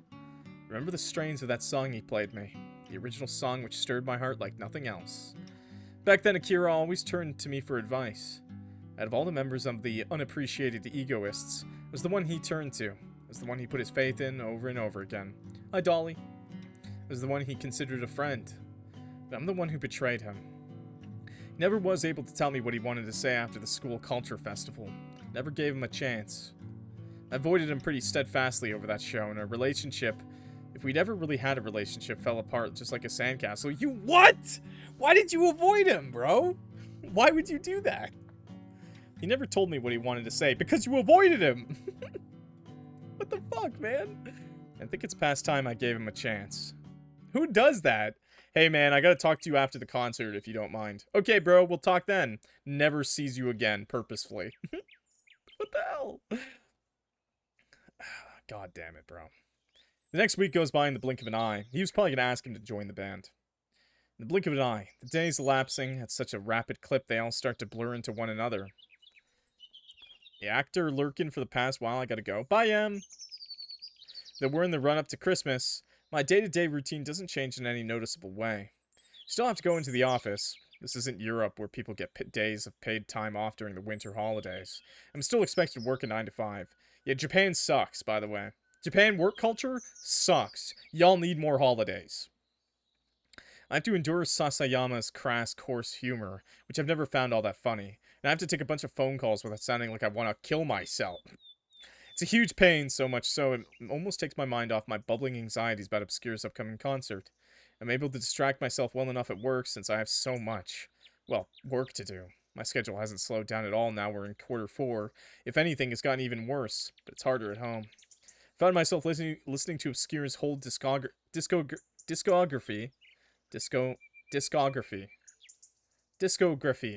on repeat, from Grey Flowers for a Gloomy Girl up to Polychromia, wondering whether there are any secret meanings in their older tracks, wondering what Akira was trying to communicate. Disco, baby. Thank you. Did he want to communicate anything at all? I never used to put much stock in Obscure's lyrics. They tended to blend together for me, but now in the lead up to their gig, their songs feel significant in a way they haven't before. Something plaintive in a lot of their lyrics, something melancholic. Akira doesn't compose all of their songs. Toa sometimes pitches in, but he does write all of Obscure's lyrics. Surely he was trying to say something with Obscure's vast discography. Can't say that word, I'm sorry. Eternal Autumn really does make me wonder. Sounds too much like that nameless song Akira played for me on the school rooftop for it to be a coincidence. That doesn't signify that all of his songs are about me. Hell, it doesn't even signify that Eternal Autumn is about me, though I always have wondered about that song. It's very specific in its imagery. The school roof, the gray concrete, and the shadows stretched out like unfurling fingers. Oh, come on, bro! But searching for references to myself amongst these older tracks seem almost hopelessly egotistical. Discography. I can't say it, bro. Am I thinking about things too much? Wait, don't answer that. I'm sure the answer is yes. Yeah, you are, but it's okay. The days passed me by, in any case, in a blur, my thoughts full of little else except Obscure and Usui Akira. Discography. I've tried to avoid Obscure for years, ever since I realized Akira was their frontman. I love that Pookie Bear is just trying to train me like I'm a dog right now. Thanks, Pookie Bear. I know, I can't say it, bro, I can't. By the same token, I've started following them more closely than anybody else. Checking their socials is becoming second nature to me, so much so it's been ingrained into my daily routine. Early in the morning after brushing my teeth, I always wind up looking at their official Instagram account, their Twitter, their website. I keep telling myself I didn't care about Obscure, and I especially don't care about Akira, but I've still been keeping tabs on them. Damn, when I put it like that, don't I sound like some sort of crazy person? Yes! You're a stalker, bro. Be lurking? No worries, man. Why do I always say one thing, even to myself, then do the exact opposite? Do I have some sort of mental condition? Yeah, you're crazy. I'm sure if I asked my sister to diagnose me, she'd grin and say that I'm just a tsundere, but she's not a qualified therapist. I don't think her opinion's worth more than the dirt that I walk on. The day of the concert inevitably arrives despite my concerns, and with it I'm faced with a brand new worry. Namely, what should I wear? Never been one to worry about my appearance all that much. Clothes are just clothes at the end of the day, and they're little more than a means to an end. Wear a band shirt, bro. It's a concert. Wear a band shirt. Maybe a jacket so you don't get too cold, though. When you live in a place like Hokkaido, which gets so miserably cold during the... Oh, it's... Yeah, okay, never mind. Cold during the winter, you can't afford to be too precious about how you look. Or at least I'm not. Saw a few women when I went Christmas shopping earlier in the month wearing some startlingly skimpy clothes. Shorts in winter? Canadian-based, with low-cut sweaters that showed off a lot of cleavage, but they're the exception rather than the norm. Even then, at least these shorts-wearing psychopaths had leggings on. It's like Canadian culture, bro. You see lots of guys wearing shorts in the winter. I'd rather not expose much of my own skin, though. If this was any other day, I'd be content to wear a hoodie and a pair of scuffed jeans and a coat like I always do. But this isn't any other day. This is the day of Obscure's concert. I've seen a few live... They're not a boy band. Well, they are a band comprised of boys, but they're not a boy band, okay? They're a rock band. I've seen a few live recordings of Obscure's gigs on YouTube, and the people in the audience tend to dress up a bit. Yeah, put on the leather jacket, bro. Obscure is a pretty edgy band. At least they were. The success of Eternal Autumn might have softened their image a little. The fans tend to wear all black, much like the band members. Hell yeah, bro, leather jacket! Your typical Obscure fan tends to have a lot of piercings and maybe even a tattoo or two. They rock up at these concerts with their faces fully made up, their eyes lined with dramatic mascara, and they wear these chunky platform boots which can't be comfortable to walk on. This reminds me so much of, like, Kiss. Man, this is awesome. I don't have any platform boots myself, chunky or otherwise, and I don't own any makeup either. Even if I did, I wouldn't know how to apply it. I didn't want to show up to the gig looking like I've been punched in the eyes repeatedly. Which is probably what would happen if I tried to model my look on Akira's. Rock boy band, it's the same thing if you were a guy and you'd love it to be a femboy. Kiss is an exception. Are you sure about that? Are you sure about that, bro? I probably shouldn't fuss about my appearance too much. I don't have any clothes which are particularly cool, and yet can't help but feel a little antsy. I guess when I consider this is the first time my path would cross with Akira's in 8 years. I'd like to make some sort of impression, but isn't that stupid? The odds are overwhelmingly stacked against me that I'll even see Akira. He'll be up on stage for the whole concert. I'll be in the crowd with the rest of the plebs. I bet the concert hall will be so packed, Akira won't be able to see me, much less judge what I'm wearing.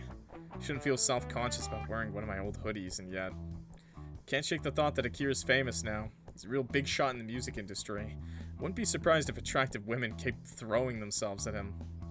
I don't know Akira's type. He's always been cagey about his ideal woman during interviews. But I have seen a few photographs of Akira with female fans at some of Obscure's old meet and greets. There's various shots floating around the net of Akira posing with pretty women in dark clothes. Women wearing mini-skirts and laddered fishnets with their nails painted black. I don't think Akira is actually seeing any of these women, but I don't really know. Rumors keep surfacing on the net and in the news that Akira might be seeing various celebs. They were spotted with Risa from the all-girl grunge band Oral Vampire. These stories have never sounded all that credible. I don't think that Akira has a girlfriend. Or a boyfriend, for that matter. You can bet if he was seen getting up close and personal with a guy, it would be all over the internet. Hell, I don't know if Akira's interested in people like that, full stop. Yeah, he might be asexual, bro. Never seemed all that fussed up about the prettier girls in our year back when we were at school. Ryo's funny friend Nanami and her friend Isuzu, and all the other popular girls whose names on faces I can't remember anymore. Kei would sometimes bring up girls when we were supposed to be practicing, despite having a girlfriend, but Akira never seemed all that interested. In fact, I think the topic of romance made him pretty awkward in general. He never seemed to want to play that along. I did wonder if he was gay, but surely word of that would have spread since he's become so incredibly famous. Yo, kitty, what? Shush. Cat's yelling. He might be asexual. I did always think he loved his guitar more than he loved any other person. Not that it matters, I guess. He loved you dumbass. I do wonder for a split second if I'd have any luck catching Akira's attention if I dressed up like some of his more adoring fangirls, complete with the fishnets and the miniskirt.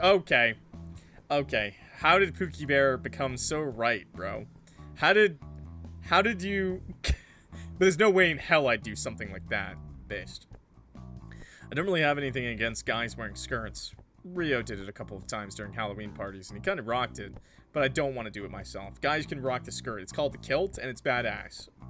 But you can also rock actual skirts. I just think dudes with kilts are badass. My calves are too thick for it, since I used to go cycle to and from school when I was younger, and anyway, it's minus 2 freaking degrees outside. Wearing a skirt in weather like this would be suicide. I'm not stupid. And besides, I don't own any skirts. How is he the femboy? He's just a guy. He's just a dude, chat. He's just a dude. He just looks like a regular dude. I'd have to ask Kohane for a loan, and I doubt any of her clothes would fit me. She's quite a bit shorter than I am, and skinnier. In the end, I have to nix the skirt idea. Not like I was seriously considering it. And I wind up wearing the most boring outfit imaginable. A hoodie and scuffed denim trousers. Look at the face and tell me he ain't a femboy. He just looks like an average anime guy. Oh well, it's better than nothing. To be fair, in general, anime does draw men and, like dudes always, like, a little feminine. Like, they got the big eyes still and stuff. Like, unless they draw them, like, really there is no in-between for dudes in anime. There's either just, you look like a fucking 80-year-old man, or you look like a twink. Like, there's really no in-between for anime for some reason. Like, I don't know what's up with anime, like, art style, but that's just the way it is, okay? Throw my old natty coat on top of the front door, then set off into the night. That looks good enough, bro. Okay, chill out. Takes me about 10 minutes to walk to the train station. Quicker than usual, though that's probably because I'm going at an uncommonly fast clip. Can't quite quell my excitement, rising to the surface no matter how I try to suppress it. This is it. I'm gonna go see Obscure. I'm gonna watch them live for the first time in my life, and I'm gonna see Akira again. We're finally gonna be reunited. In spirit, at least. There really is no guarantee I'll actually be able to talk to him. I know I shouldn't get my hopes up, but my thoughts still wind up worrying me on ahead of me. I catch the train, which is going to Sapporo, and then take a seat. It starts to snow while I'm sitting there. White ephemeral flakes drifting through the sky. It's only 17:30, but the sky outside is already pitch black. Something ominous about the view from the train window. Something almost oppressive. That'll be fine. You'll like the concert. I disembark at Sapporo Station, by which point the snow is really coming down. I don't really want to wander into the streets in this weather, not when my destination is a good 20 minutes away. So I wind up taking a bus, which drops me off just outside the venue. Wait 15 minutes for the bus to come by, and it takes another 15 for me to actually arrive since there's a bunch of traffic. By this point, it's about 18:10, and I'm cutting it kind of close since the concert itself starts at 1:30. I'm worried when I reach the Kyoiku Bunko Kaikan that I'll be too late, that the doors will have already been closed. But to my relief, there's still a few people loitering around, waiting in line to be let in. Imagine most of Obscure's fans will have gotten here a good hour, maybe even 2 or 3 hours in advance to buy merch and talk to one another. Yeah, that's like a big thing, buying merch. They'll have been let in already, leaving only the stragglers like me, the fake Obscure fans, behind. Okay, chill with the fakes, man. You showed up. Well, that suits me just fine. The doors for the venue aren't closed just yet, so I should be able to get inside without any issues. It is snowing pretty hard out here. I wouldn't like to be stuck in a queue for over an hour in the cold, shivering in my coat when my fingers are at risk of falling off. Yeah, and by yourself? That'd be horrible. I think I got here at just the right time, actually. Should have been a femboy. You can't be a femboy in the winter. You just can't be, okay, bro? I head over to the doors, where a couple of security guards are standing, meaning to flash my ticket on my phone. Thank you, Kohane. But before I step inside, I decide I might as well take a photo of this place. Be nice to look back on, if anything else, and maybe Kohane would like to see some photos later. Yeah, have some fun with it, bro. It was nice of her to give me a ticket, so I should try to take a few commemorative snapshots. You can if you really believe in yourself. Though whether she'll actually want to see them or not is another matter. Don't want Kohane thinking I'm doing this to get at her. I actually want to thank her for doing me a solid. But, well, I'm a pretty petty person, so maybe part of me wants to boast, too. I took a quick photo of the venue, in any case, and type up a quick tweet. Here to see Obscure. Let's hope they live up to the hype. Then I upload my photograph to the internet, where it will remain until the inevitable heat death of the universe. With my bragging completed, for the time being at least, I then pull out my phone, my tickets, which one of the guard examines. Scans it, gives me a curt nod, and ushers me inside. Whoa, that's a big venue. No, now they think you're gay. No! Been to the Kyobun before, even if this was a few years ago, and I mostly remember what the interior looks like.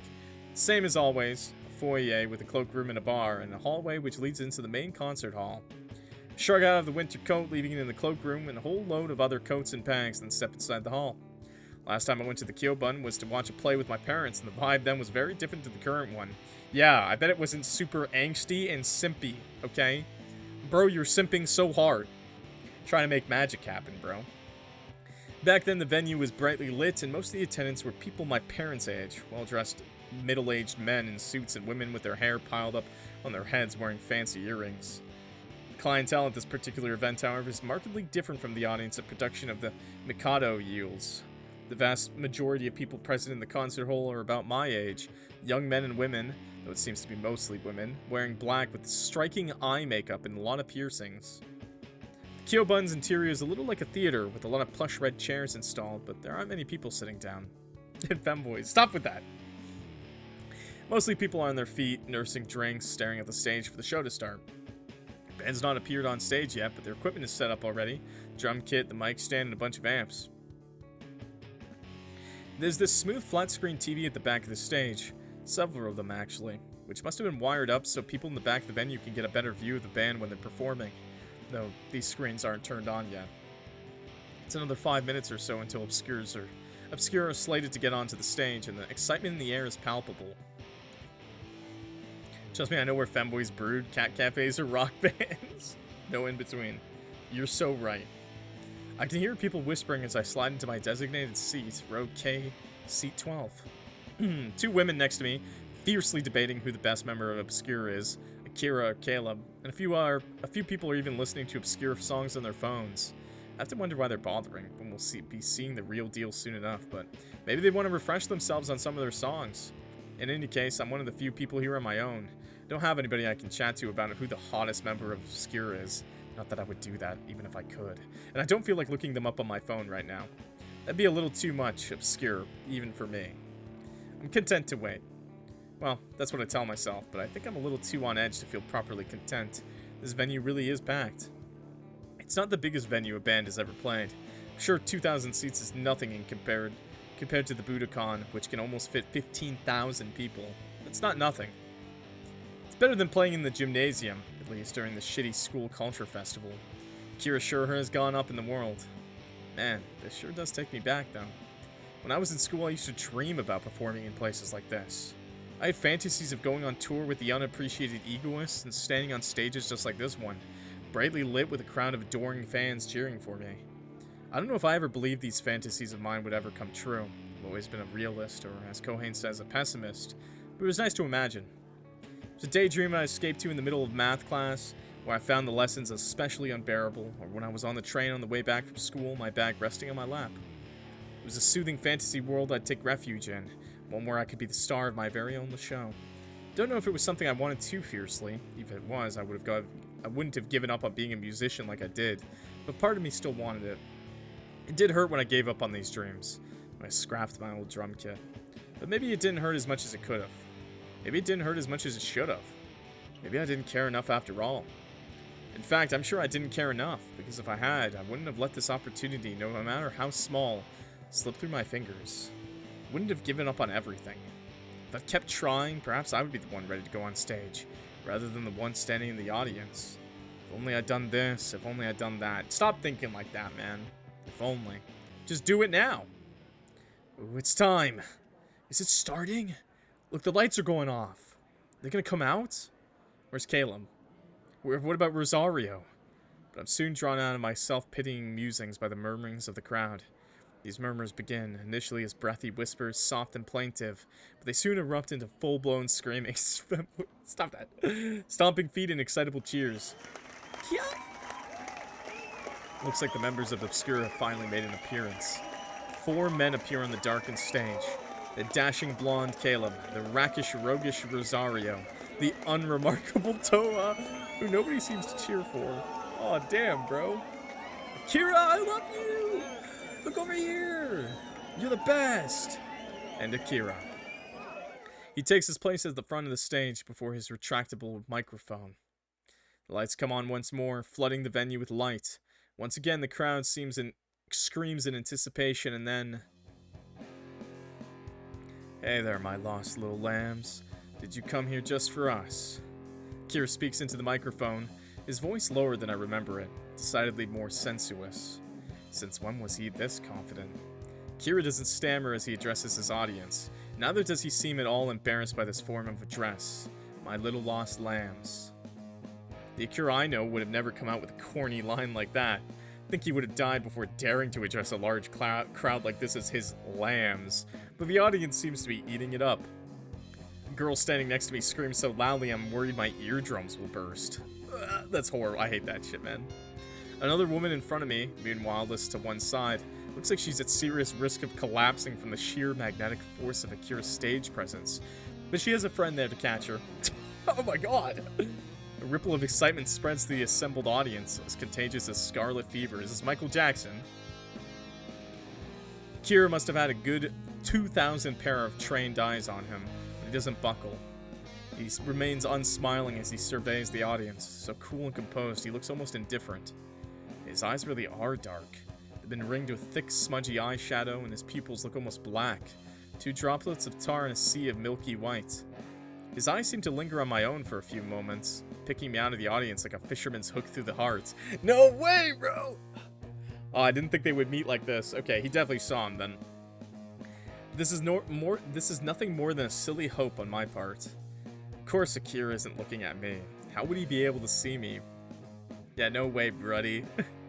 I'm just one of many in the crowd. I'm not even standing that close to the front of the stage. Surrounded by bodies. Actually, you'd be surprised. You can see pretty well on those stages. Well, obviously, concerts are huge, but only 2,000? 2,000's tiny, by the way. Like, that's not... Okay, I shouldn't say tiny. It's not huge. It's not, like, mega huge, okay? I'm surrounded by bodies on all sides, a hot, throbbing, pulsating mess of meat. But, to be honest, that would be pretty unlikely still. Unless you knew who you were looking for and they were closer. He can't see me. He'll have no idea I'm here at all, but I can see him. It's okay, you know what? We'll catch him outside. Yeah, we'll bump into him outside after the concert, for sure. That's gross. What's gross? I can see him only too well, his handsome face blown up on the screen at the back of the stage, as he lets his gaze sweep across the hall. I see him swallow, watch his throat shift beneath the black velvet choker tied about his neck like a mark from a guillotine. There's a long pause, and then... I'm sure you know this already, but...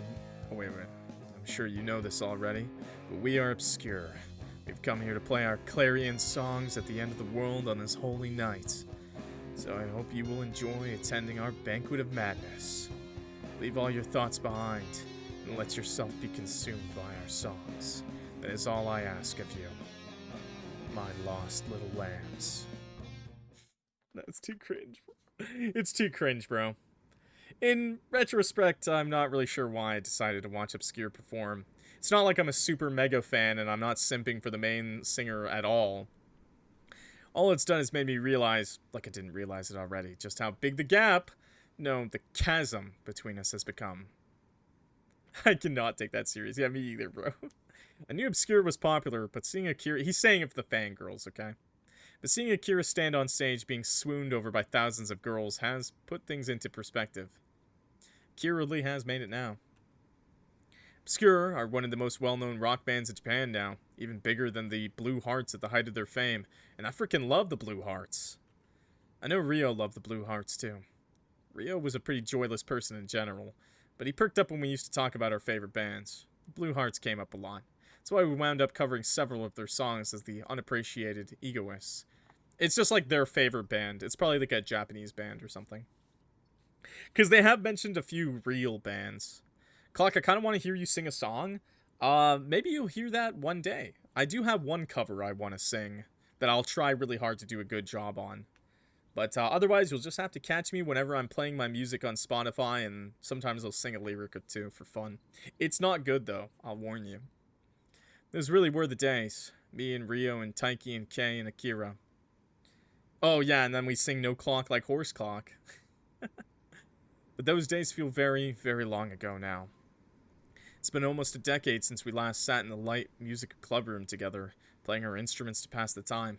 We moved on from then, or at least we should have. I doubt Rio thinks about the unappreciated egoist anymore. He was always the smart one of the group, the one with prospects, He fucked off to medical school to become a doctor, while Taiki took over his parents' business. I don't know what Kei's doing. I was never that close to him. I guess I don't care too much. I'm sure he's doing just fine for himself, though. I'd be surprised if he thinks about unappreciated egoists that much either.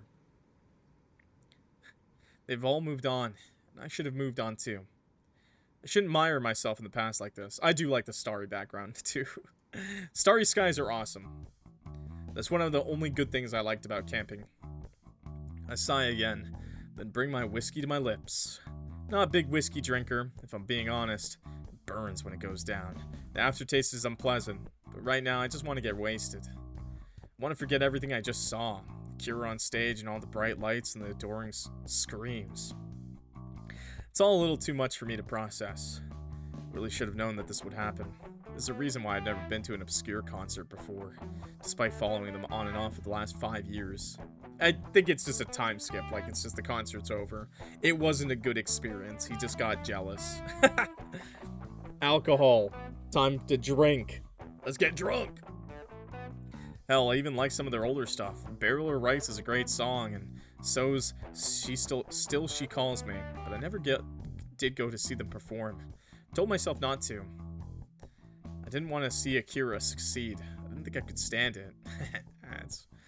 Kept my distance for my own self-preservation. Until tonight, of course. Why did my resolve choose to fail me now, after Obscure had finally hit it big? If I'd been to see them earlier in their career, before they were as popular, before the phenomenon that is Eternal Autumn happened, I doubt I would have been as shaken by their success. I feel a pang of envy, I guess, that it was Akira on stage being applauded by an audience, not me. But it wouldn't have hurt as much. I mean, bro, you were the drummer. No one was gonna applaud for you ever. I'm sorry to tell you this. Chat, if you don't know this, the drummer... You're, like, never gonna get attention as a drummer, bro. No drummer gets attention. The drummer's, like... You're hidden, bro. Nobody's gonna like you. I'm sorry to tell you this. It's just... I love drummers, too, man. I was a drummer in high school. It's just the truth, though. Drummers just don't get that love. You're not in the front, man. You're in the back, and then on top of being in the back, you got a drum set on top of you, okay? Unless you're like that one guy who had one arm, who drummed like a madman, like, you don't get attention, bro. You get a little bit. Like, the fans know you, but, like, you're a joke compared to them. Would have been able to endure it. You'd have to do some big shit. Like, you'd have to do a lot of... Your band would have to do a lot of marketing outside of actually playing the music for you to get attention. And rock bands just don't do that much. Or maybe you're like the writer. Maybe you make the songs. Then that'd be a different case. If I'd seen Obscure earlier, when they were more underground, maybe I could have put that chapter of my life behind me. Could have closed my book on Akira and turned my back on him. Are we gonna finally meet Akira, by the way? We need to meet him, bro. It has to happen. I wouldn't have let his memory torment me so much.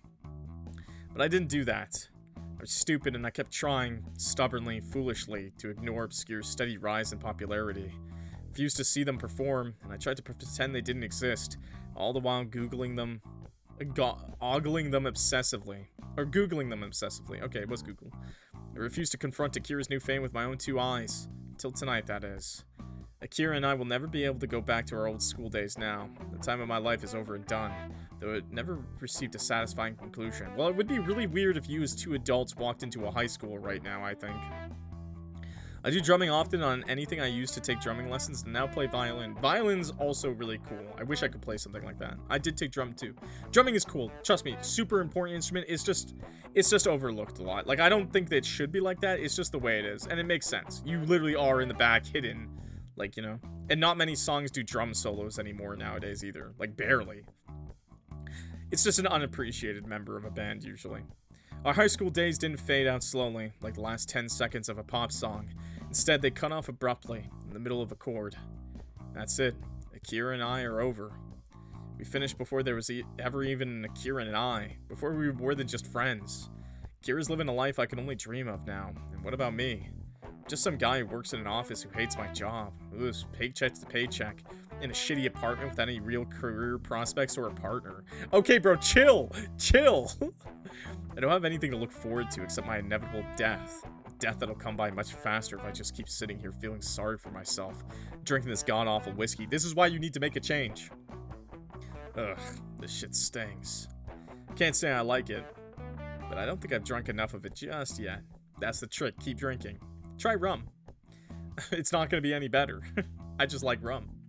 I need to down enough liquor to smooth out all the sharp, pointed edges of my painful, pathetic jealousy. Then maybe I won't feel like crying anymore. Instead, I'll feel like puking. But that has to be a better trade-off, right? Yeah. I don't want to cry, not here in the shitty bar which smells of cigarette smoke, surrounded by alternate-looking people who probably came here after Obscure's concert, just like me. I don't want to cry at all. That's for sissies. This feels like an especially miserable way to spend Christmas Eve, which is generally considered a holiday for couples.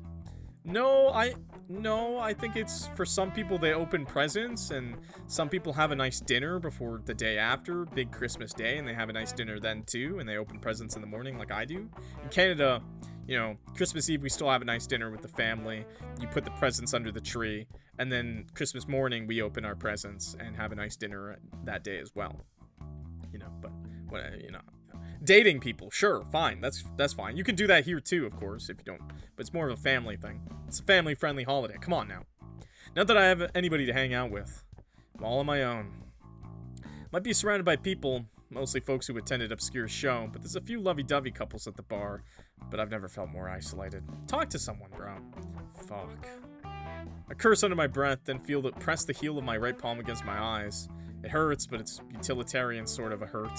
A hurt which takes my mind off the other, even more painful things which have been weighing on me. It hurts, but it's nothing I can't deal with. It hurts, but I almost think I deserve it. I'm sick and tired of thinking about Akira. He's such a simp. He's yearning too hard. I'm tired of living in his shadow, whether he knows it or not. Having him look down on me all of the time, on billboards or in life-size standees set up in store windows or in my mind's eyes. I'm exhausted. I drain the last of my whiskey, wincing as it goes down. Stuff never gets easier to tolerate. Slam the glass back down on the table. You just have to start liking how it burns. Then I turn to the bartender, a fashionable young woman with ears full of steel studs. I mean to order another drink, my second whiskey of the night, when... Oh, excuse me? You, right there by the counter? You wouldn't happen to be Nishikino Haruto, would you?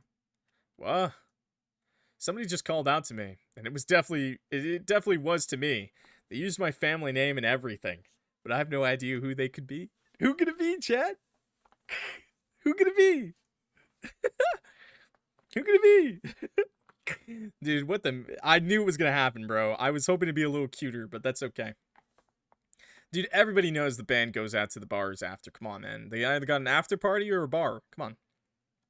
Is it somebody from the office? I hope not. That would be excruciating. I glance about searching for them. And when I do, I start. No shit. Oh, fuck. I never would have expected this, not in a million years, but the person standing next to me at the bar, looking more than a little sheepish, is... Akira. That's right, but, Usui Akira's obscure frontman and my former friend smiles at me bashfully. Dude, he's no way, man. He toys with his scarf, then mumbles. Would you mind not being so loud? I don't want to get spotted. I've wiped off most of my makeup, so it should be a little harder to tell who I am, but some of my fans can be very passionate. I really don't want to get you mobbed, Haruto. I, don't think it would really endear you to me. Ha. Akira laughs awkwardly, toying with the sleeves of his jacket, and yup, there it is. This is an emo guy. Sorry, it's not a girl, boys. If I was in any doubts whether the vision standing before me was the real Usui Akira, then they've all been swept to one side. Oh yeah. This has to be Akira. He might be a celeb now, the most prominent member in one of the most popular bands to come out of Japan in the last decade, but he's every bit of self-conscious as I remember him. I think the fame would have gone to his head, but he looks just like he did back in school, despite all of the piercings. I mean, if I didn't know Akira from school, I'm not sure I'd believe that the man standing in front of me is Usui Akira.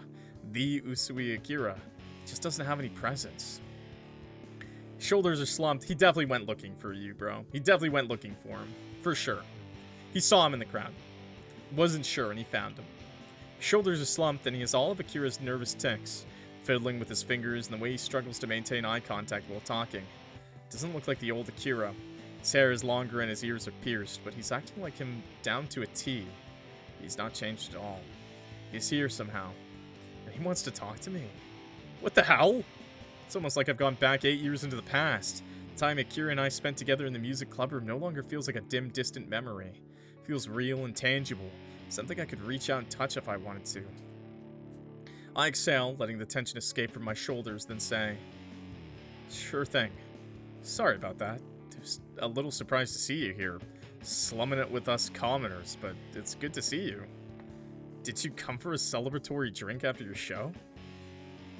Something like that, I guess. I was hoping I could relax for a little while. All of that singing does take it out of me. But if I'm being honest...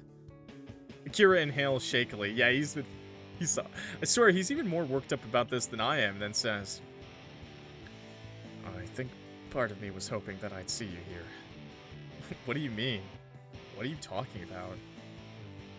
Well, I can explain. But do you mind if I sit down first? I've been on my feet for a while and I'd like to relax a little. Oh, right, of course. Feel free. Thank you. You're too kind. Akira laughs lightly, then sinks down into the empty seat beside me. Places an order at the bar for a gin and tonic. It's a pretty mild drink, isn't it? Thought he was supposed to be a rock star. Well, I opt for a lemon highball.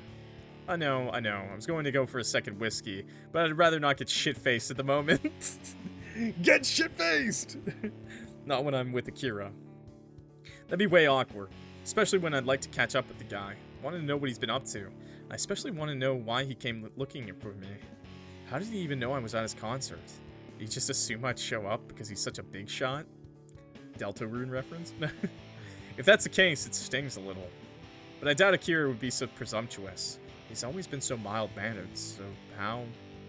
Akira takes a small sip of his gin and tonic while I ponder, in this mealy-mouthed kind of way, which is pretty cute.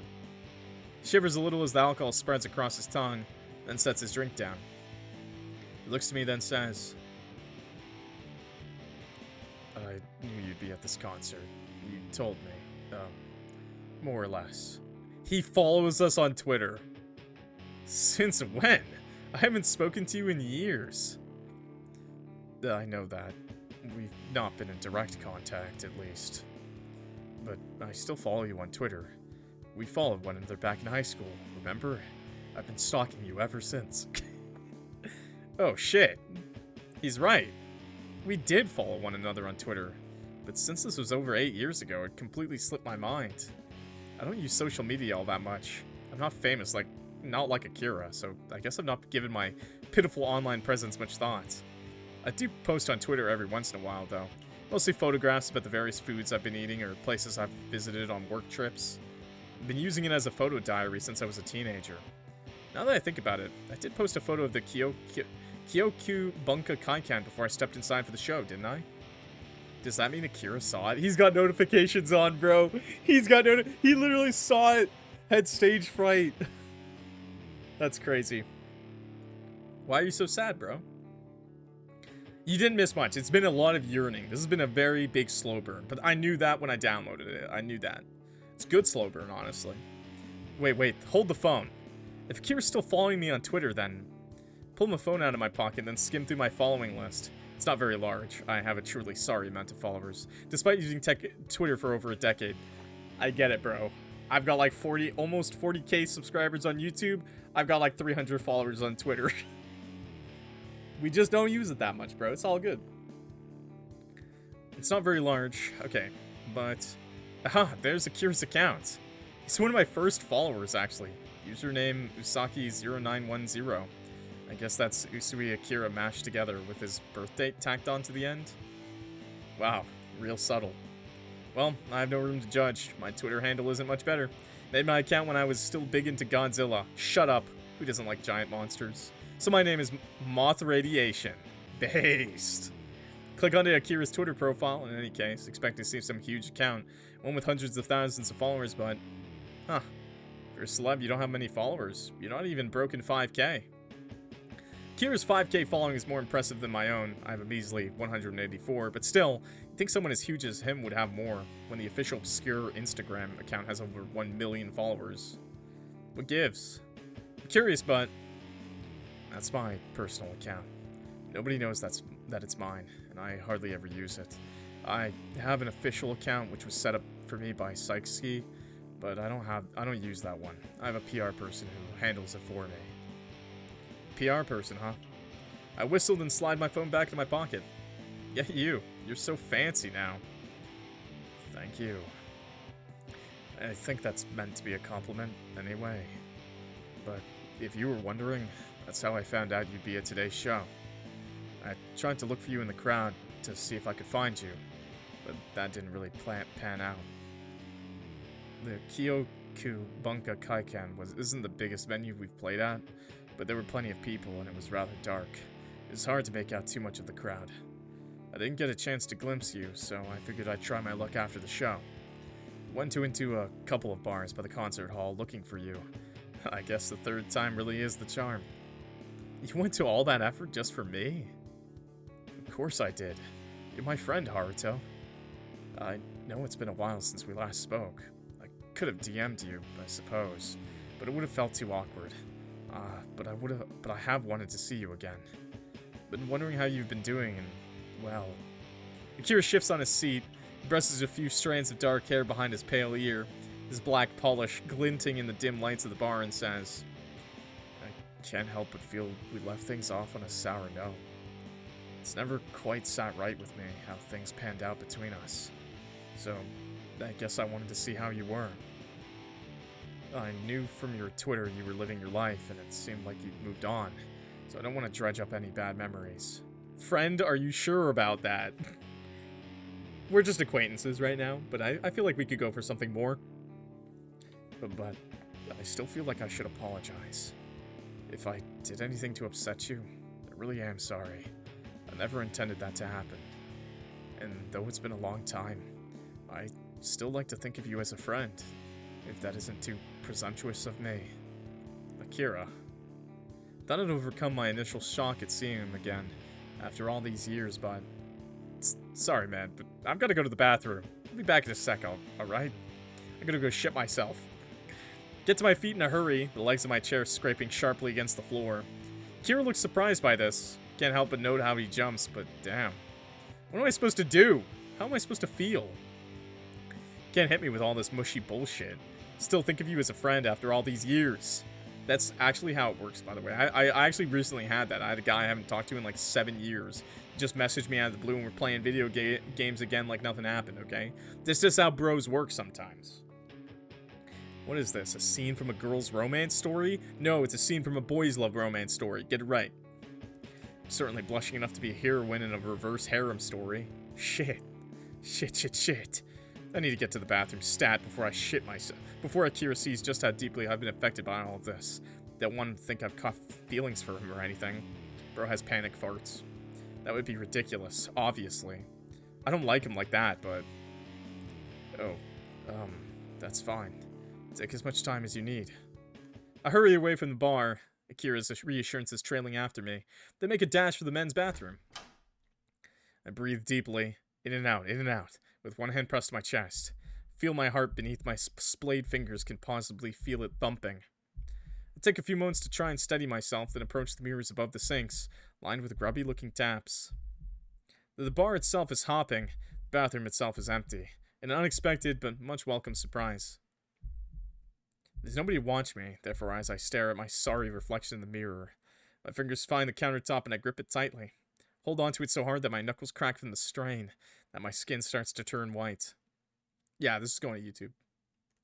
All the while I stare into the mirror, my shoulders trembling. Seeing Akira again has brought all sorts of memories rushing to the surface, memories that for a long time I was trying to forget.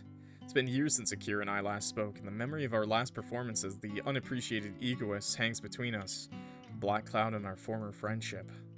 If we ever were friends, that is. If I'm being fully honest, I'm not entirely sure what our relationship was. Bros.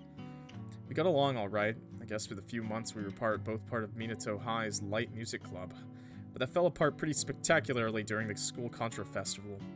I knew our performance was going to be a shit show the moment I woke up for the day of the Culture Festival. Somehow, I'm not sure how, my phone alarm didn't go off, so Kohane had to haul my sorry ass out of bed. I guess Mom sent her to harass me. My sister can be very persuasive, because she sat on me and started poking me, sprinkling toast crumbs all over my catatonic body as she did. Hey, Haruto, wake up, you lazy bum. Get out of bed. You only have 10 minutes to get ready. Isn't your school cultural festival today? You'll be late. That's what my little sister said in the smug and nasally voice of hers through a mouthful of masticated toast. She kept on poking and prodding at me like I was some specimen in a lab. She pinched me so hard, in fact, she managed to leave a red mark on my neck, which was so not cool. Her harassment did do the trick, however. Managed to wake me up pretty quickly, but I was in an awful state. I yelled at Kohane to fuck off and leave me alone, which she did, laughing as she left, like a demented imp. That didn't change my circumstances in any substantial way. I only had a few minutes to get ready, and I wound up pulling on my clothes in a rush, and when I got to the breakfast table, my mother had to tell me that my shirt was on inside out. Talk about embarrassing.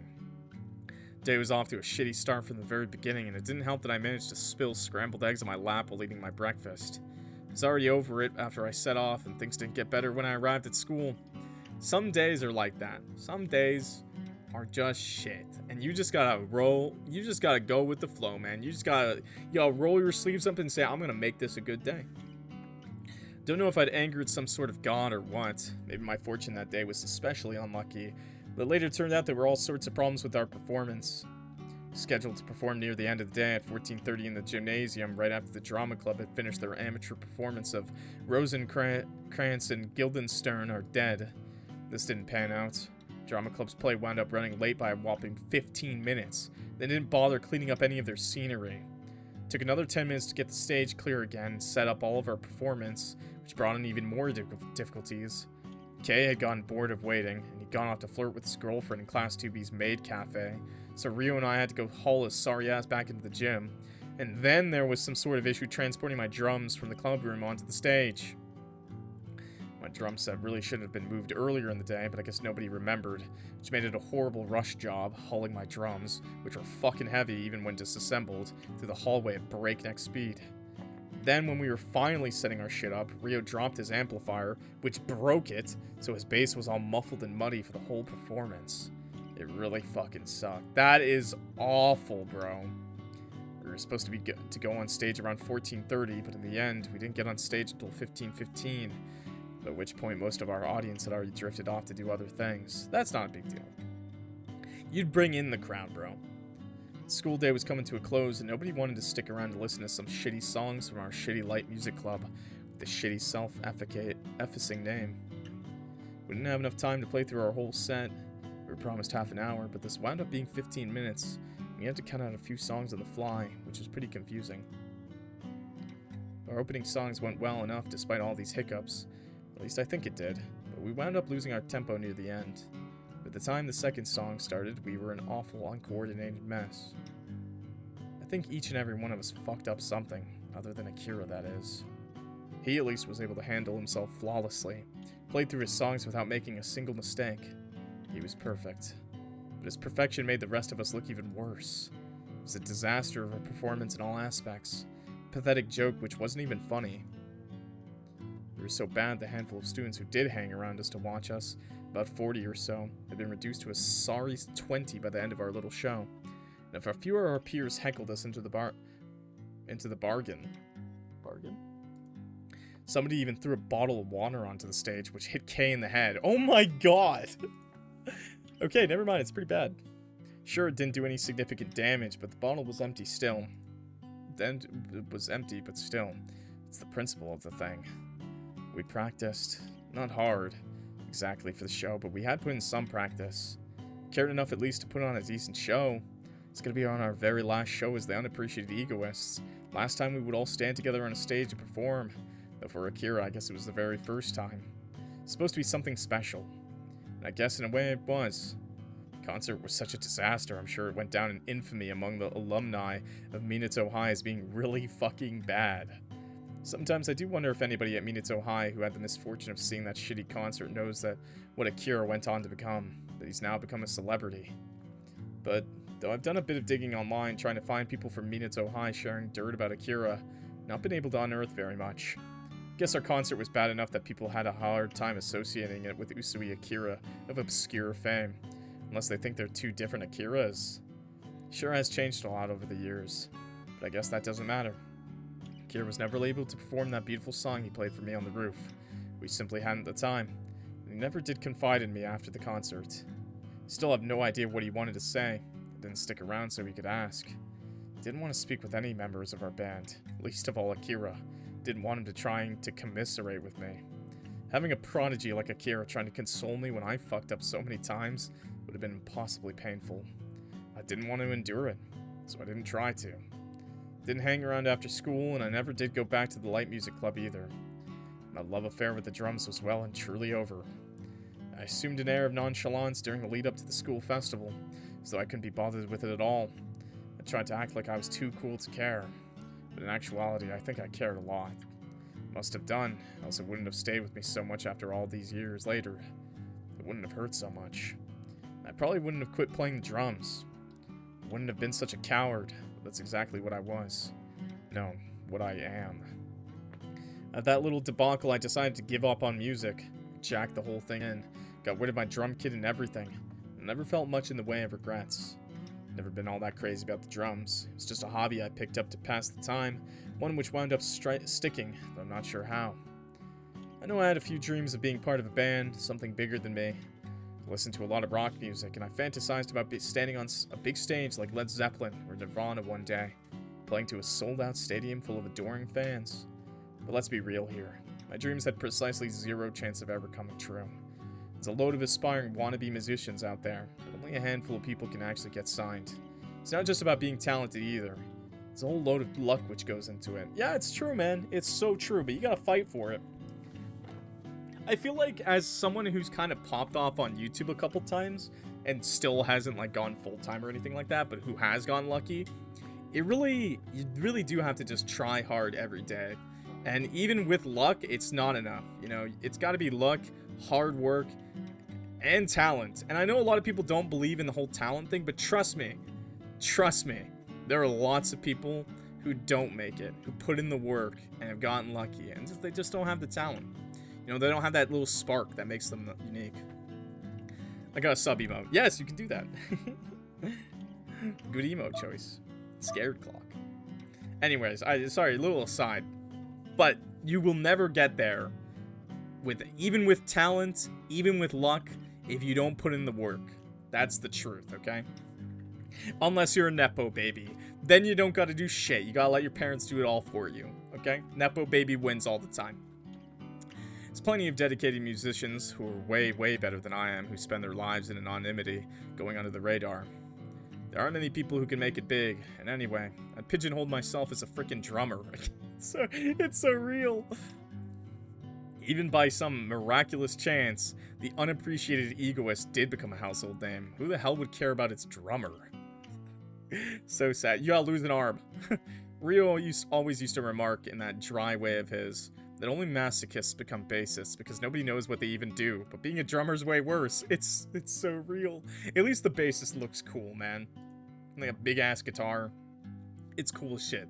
That's all the fans see. There's a dude with a really long guitar, but at least it's cool, and he's up in the front. Might very well have dedicated my life to playing the maracas or the triangle. Hey, drummer is still one of the most important pieces of the band, okay? You can't have a band without a drummer. Knew I'd never be able to become famous. Not like my favorite bands. And even if I kept at it, what would be the point? Practice takes time, and maintaining my equipment would cost money that I didn't want to spend. I'd already told myself that I was going to quit the drums when I graduated. I knew that my final performance at my school's culture festival would be my last time on stage, whether it went well or not. It was totally going to be the guy asking him to join the band, by the way. Sure, if our performance had gone a bit better, maybe I wouldn't have thrown out my old drum kit. I'd have been convinced to keep it at the side. Maybe I would have joined a band or two once I started uni as a fun thing on the side. But our last performance sucked, and I sucked, and everything seemed like more trouble than it was worth. This guy's acting like it's the end of the world. It's only been like, I think like 7 years, 8 years, maybe 10. Come on, you can still do it, bro. You can still do it. Join a band now. Join a cover band, okay? Have fun. Do it. Lots of people do it. Do that shit, okay? I got rid of my drum kit, and I don't think anybody really cared. My mother asked me half-heartedly if I was sure I wanted to quit when I'd been at it for such a few years, but I think she was secretly pretty pleased I wasn't going to be making such a racket at odd hours. I know my neighbors were definitely happy. We'd had a bunch of noise complaints in the past, and I know my parents were relieved to put that chapter of their lives behind them. I quit playing the drums, and I quit going to the light music club. I dedicated myself to my studies, and I put my past behind me. I told myself my dreams were embarrassing, adolescent, and immature. It was silly trying to cling to them. I had to face the real world. I didn't hear from any of the guys in the band after I graduated. Not even Rio, who I'd always been close to. Guess we were too busy with our own lives. We didn't hang out anymore, so we had no reason to talk. We tried to forge on as best we could into the unforgiving world of adults. Though I always did think, when I happened to ponder my time spent in the light music club, that it'd be a shame if Akira quit the guitar. He was always leaps and bounds better than the rest of us, and he was so dedicated too. If any of us had a chance to go pro, I figured it would be Akira. He's the only one with the right work ethic who took our group seriously, but he was always so shy and self-conscious. I'm also just gonna say this, we've been in the bathroom for like 20 minutes now, bro. We saw him for 2 seconds, and then we hopped in the bathroom and had another flashback. I'm gonna strangle you, Haruto.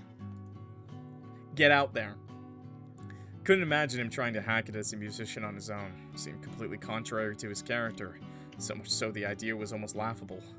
Akira might have been gifted, but he didn't have any social skills. He was awkward and uncomfortable, and I figured he would have been hit up by our failure at the culture festival the hardest.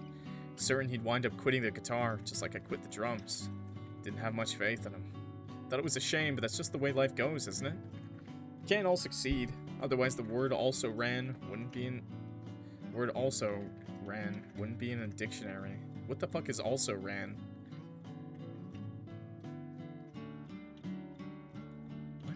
Sometimes thought about Akira, but I try not to dwell on it. Why did it matter if he quit playing the guitar? Why did I care? I didn't care. Why get so worked up about some guy I played in a crappy high school band with for 6 months? Okay, he's not pooping in the toilet, bro. It's pointless. I was so sure Akira wouldn't become some low-paying corpo wage slave like me and his dreams of playing on stage abandoned. Also ran means a loser in a race or other contest, especially by a large margin. Wow! Thank you for that explanation, really quick, that definition. But I was wrong. Might have given up, but Akira never did. That's a good word. Kept right on playing, forming his own band at university, which turned out to be the embryonic Obscure. Members of this earliest iteration of Obscure went through a few changes, but Akira was always there. Kept plugging away, playing at live houses and bars across Tokyo, until he eventually caught the eye of some higher up in the industry. Obscure was scouted by a big record label, Psyche. When Akira was still in university, a baby-faced third-year student. With corporate backing, they became pretty well known in the indie scene in under a year. It's been 5 years since then, and now Obscure is a household name. So it's like 8 years, okay. Probably. Like 8 years? 9 years? Akira was able to make his dream come true. Made something of himself while I never could. And maybe that's why I can't stand Obscure. After my first major failure, I completely gave up. Betrayed my childhood self, and for what? So I could have some low-paying office job with long, stressful hours? Why did I give up on my dreams? Why didn't I try a little bit harder? Why couldn't I have been more like Akira? It's never too late. These thoughts have been tormenting me on the daily ever since I found out about Obscure's success. It's only gotten worse as they've become more popular. Should be happy for Akira, but it's hard to muster up any enthusiasm. Not that selfless, but now that I've managed to run into the guy himself after all these years, what am I supposed to do? Date him. I stare at my reflection in the mirror for what feels like a small eternity, my eyes aching. Lights in the bathroom are too bright, especially given how dim and gloomy it is in the bar itself, and they're stinging. I feel a little watery, actually. But no, I'm not gonna cry. Not in a fucking bathroom over Usui fucking Akira, with memories of our school culture festival heavy in my mind. The culture festival was 8 years ago. It's ancient history. It's all over and done with, and there's no point in probing that particular wound anymore. Just move on, man. Get over yourself. I inhale sharply, trying to stem my approaching tears, but it doesn't quite work. Squeeze my eyes shut, grinding my teeth together when... So I said to Takeru, "Hey bro, you can't keep doing that shit," or, "Hey, what's up with you, man? Is something wrong?" I started the sound of a deep masculine voice, though this one is at least unfamiliar, and whipped my head about. Man has entered the bathroom, tall man with dark skin and dreads, a beanie pulled over his head, phone in hand. Guess he was in the middle of a conversation. Seems like a pretty lively conversation, but he pauses when he sees me hunched up all pathetic like in front of the mirror. His expression softens and he says, "Something happened, bro. You doing okay?" Oh, no, I'm fine. It's just the smoke from the bar, you know. It's getting in my eyes, so I had to take a breather. Oh yeah. The man raises an eyebrow. I don't think he quite believes me, but doesn't probe. There's a pause, then, "Well, I hope you feel better soon. Hang in there, bro." Thanks, pal. I will.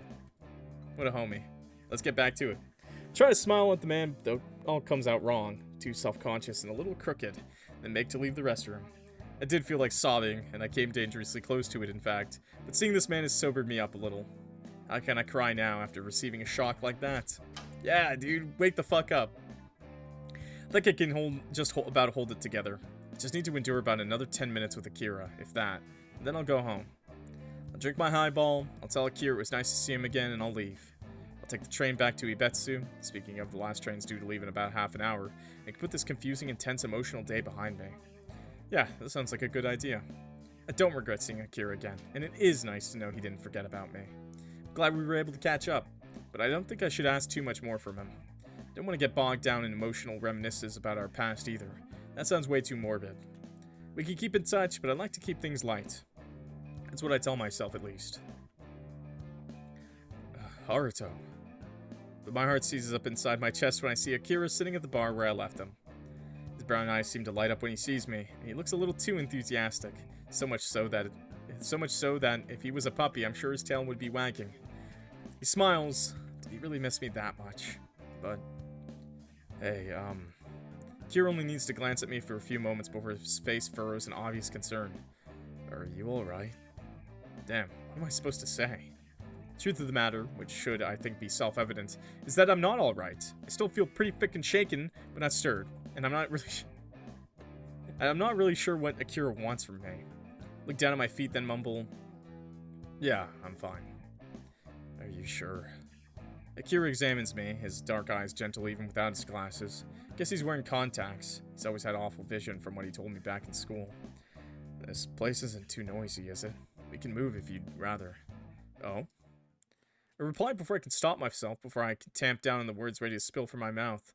I was ready to bring this night to a close, but something about Akira's voice has sent me all the way back to high school.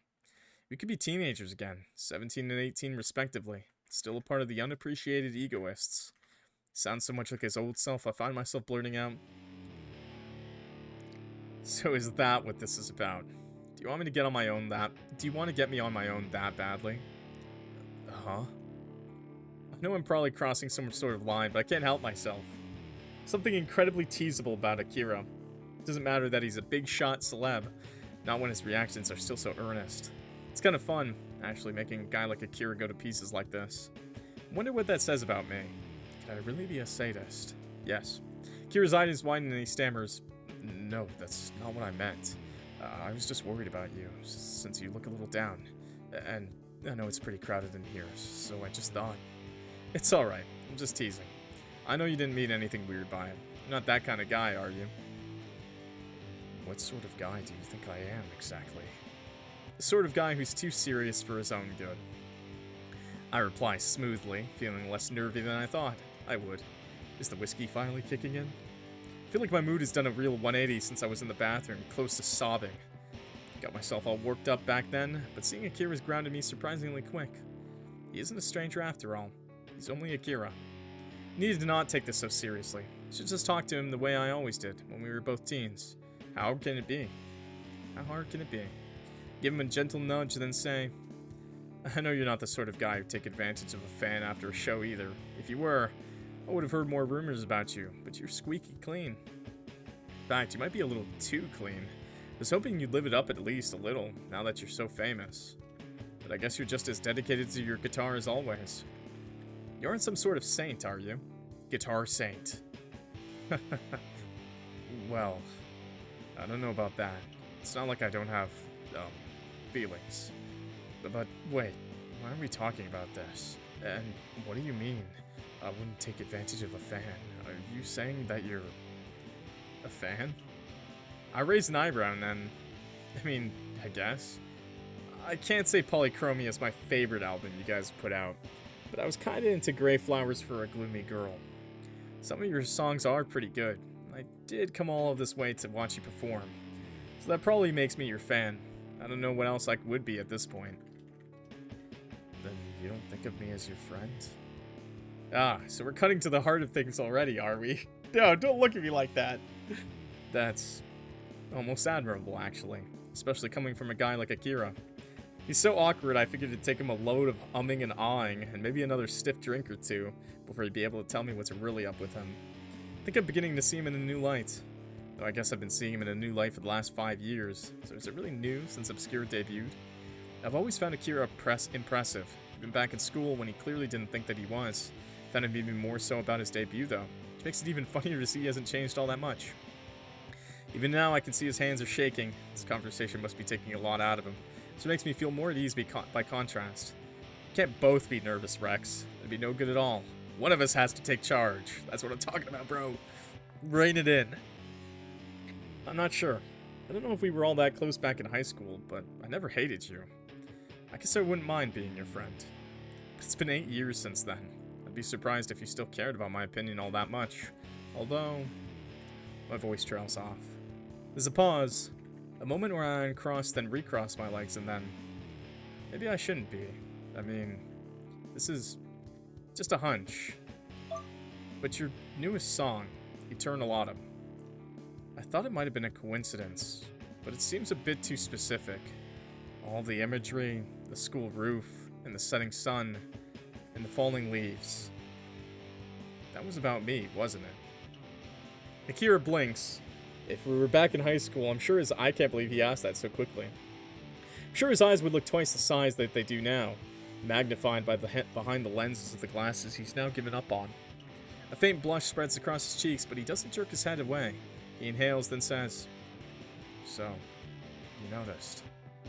It's hard not to. First time I heard it, I had this feeling right here. Pressed my hand to my chest. Like that song was made for me. It called out to me, I guess, you could say. If that doesn't sound too cheesy. Probably is, thinking about it. But I guess I'm no cheesier than the guy who dedicated a song to one of his classmates he's not seen in 8 years. I smile wryly, like Akira's face turns even redder. I was sure that song was about me, but the time we spent on the roof, and about whatever you wanted to tell me after the culture festival, the things you didn't get a chance to say. The moment the song spoke about missed opportunities, fleeting moments, words left unsaid, I just knew what it was about. I'm sure it was about me, though that made it really freaking awkward, you know, hearing when I was trying to get my Christmas shopping done. It was embarrassing hearing this whole ass ballad dedicated to me. It's not like I could have told anybody the song was about me. Nobody would have believed me. That does sound really awkward. You sound like a crazy... Yeah, I would have sounded like a crazy person. Reasonable. In fact, it made me feel like I was going crazy, listening to that song all the time. It was driving me nuts. Nobody wants to be reminded of their embarrassing high school days all the time, you know? Why didn't you think about how that song would make me feel, huh? I'm sorry. I just had to write a banger, bro. Maybe it was wrong of me, writing that song about you without asking for your permission. It must have been awkward, like you said, listening to it all the time. But I didn't think it would become so popular. I mean, it's so different from Obscure's other songs. Towa was pretty dismissive of it when I showed him. He said it was so sentimental it'd never sell. But Mr. Teramasa thought it might make a nice change of pace. He said it would be good to experiment. That's all it was meant to be, an experiment. It wasn't even released as a single. It's just some throwaway filler track on Polychromia. At least, that's what it was supposed to be. Then it was picked up, and it became a big deal, and I started worrying that you'd hear it. But maybe part of me wanted you to hear it. Were you hoping I'd connect the dots? Maybe. I was worried, I guess, that I'd not be able to tell you what I meant to say back then, that I'd lost my chance forever. I was afraid we'd never be able to talk to one another again, so I put all my feelings in that song. I just wanted to tell you the things I'd always wished I could say, all of the things I was too cowardly to say. I wanted to thank you. I wanted you to know that I wouldn't be here right now if it wasn't for you. What do you mean? Well, it's a bit embarrassing. I wanted to tell you this for a while, actually. But you're the one who encouraged me to keep going, Haruto. You had faith in me. And I really did appreciate it. Oh man, now I'm blushing too. Kira's saying a lot of sappy stuff, so of course I'm gonna be confused. I don't get this at all. I'm glad you appreciate me, but where's all this coming from, man? You say I encouraged you, but I don't remember doing anything like that. I just gave you a few pointers every once in a while, that's all. Most of the time, when Akira rambled to me about his manifold anxieties, I didn't properly listen. I don't think I was the good, self-sacrificing friend he seems to think I was. Maybe he's looking at this through rose-tinted glasses. I feel pretty skeptical, but... You did more than just that. You shouldn't put yourself down. Isn't that what you always told me? I've always been a bit of a perfectionist, I suppose you could say. Yeah, I suppose you could. That word just about sums this guy up to a T. And I found it hard to be truly happy with any of my accomplishments, or even to regard them as accomplishments at all. I don't want to dig too deep into it. I don't think that would be fair to you, but I suppose part of that is because of my mother. Not that she was ever unreasonable. She never had any lofty expectations of me, like other mothers might. She just wanted me to succeed, I guess. She wanted me to be happy. But I always felt like I should be working harder. I didn't want to let her down. I kept pushing myself, whether it was with my exams or with the guitar. But I got so wrapped up in improving, I think I forgot why I picked up the guitar in the first place. In the end, it became another obligation. I was so determined to improve, it started to stress me out. I kept worrying that I wasn't good enough, that my playing would never amount to anything, that it was just wasting my time. But you told me not to worry so much. You told me that I was more than good enough, even if I didn't realize it myself at the time. You were always really supportive too. I still remember when you took me to the roof that one time, so you could listen to me perform. It felt like you really cared about me. I know this happened a long time ago, but it really did touch me. And though it's a bit late to bring this up, it's about 8 years too late, yeah. It did make me happy. You encouraged me, whether you know it or not. I thought you were inspiring. You did? I find it hard to believe that some nobody like me could have inspired a genius like Akira, when my interest in music was always half-hearted at best. But I don't think Akira's fucking with me. He sounds very earnest. He looks earnest too, as he nods his head. You did, yes.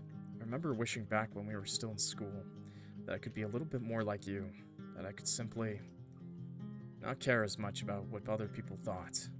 I thought it was kind of cool, actually. How you seemed to do what you want, and you didn't let other people's opinions get you down. Thought you were really amazing. Felt like there was a lot I had to learn. Not about the guitar, necessarily, but about playing for an audience, and how to become more confident. I was quite happy, actually, when you gave me that advice.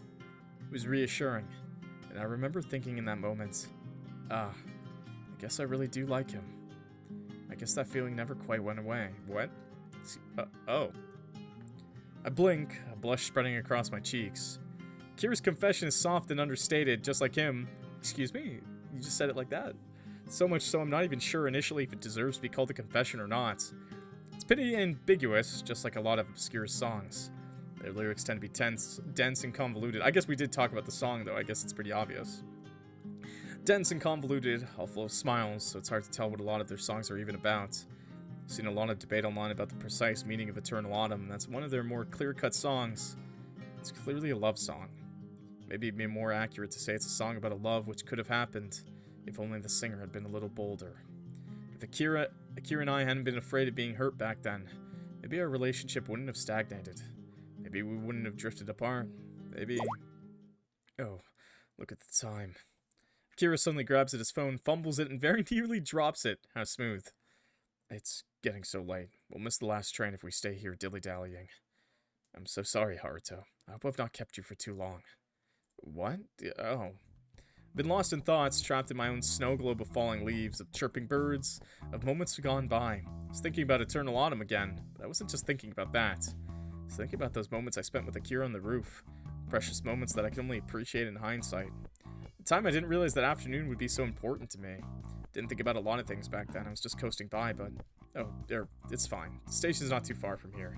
Last train doesn't leave for another 10 minutes. Should be able to make it if I dash. Are you sure? Do you want me to call you a taxi? No, I'm good. I can manage it. First, though, we've got to pay. Fumble around in my pockets searching for my wallet, but it's alright. You don't need to worry about the bill. It's all been taken care of. It has?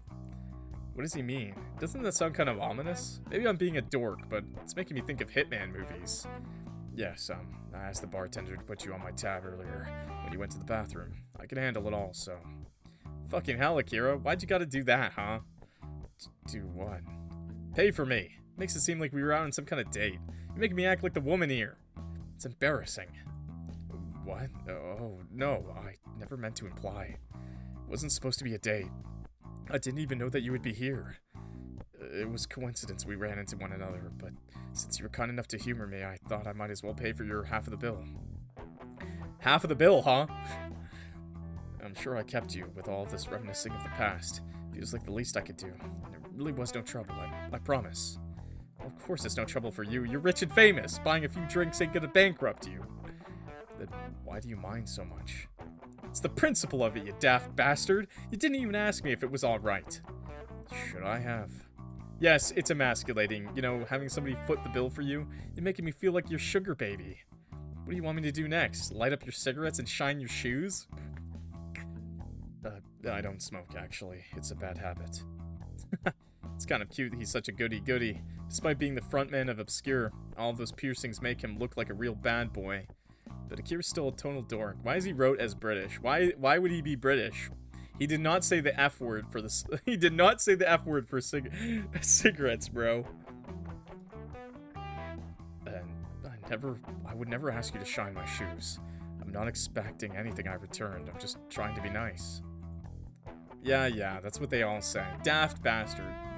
I mean, I think that's just a fun swear to say. But they're also Japanese. And I'm pretty sure Japanese people do grow up with, like, the British English. But also, this might be written by a British person. I don't know. There's something you need to learn in this world, though, Akira. There's no such thing as a free lunch or free drinks in this place. If somebody does something nice for you, it usually means they want something in return. Even if they don't, it puts the other person at a disadvantage. Now, I owe you.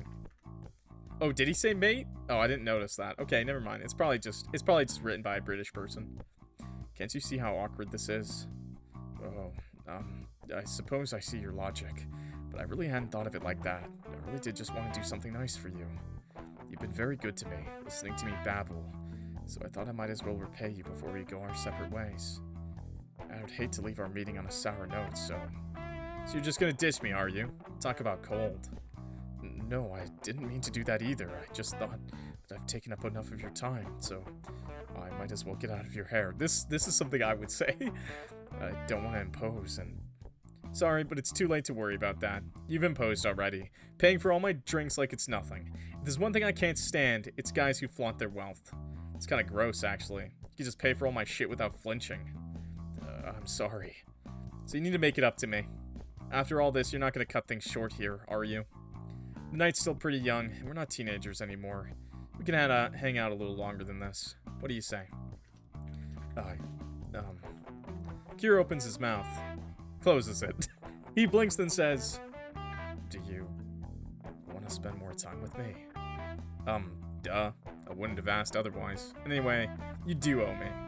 Who goes settling bills like that behind their friends' backs? It's sneaky. My pride might never recover. I'm laying it on a little thick. I know. I'm not all that fussed that Akira picked up the bill.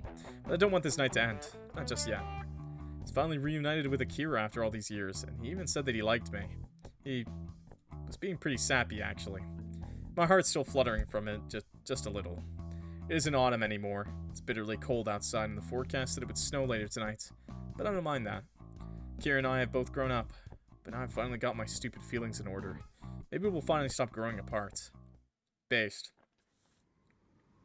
It doesn't take much wheedling for me to talk Akira around. Initially, he's a little hesitant about coming back home with me. Not just because he should be over at the hotel with the other members of Obscure, though that is part of his problem, but because he doesn't want to impose. Are you sure you want me to go back with you? I doubt I'd be all that interesting, and I'm afraid I'd just get in the way. That's what he says, but I'm able to counter him with a swift and easy. Duh. I wouldn't have invited you back with me if I didn't want to hang out with you. What are you, stupid? Socially, maybe. I used to get decent enough grades back in school, but Toa says, "Hey man, can you do me a favor and shut up for once in your life? Thanks."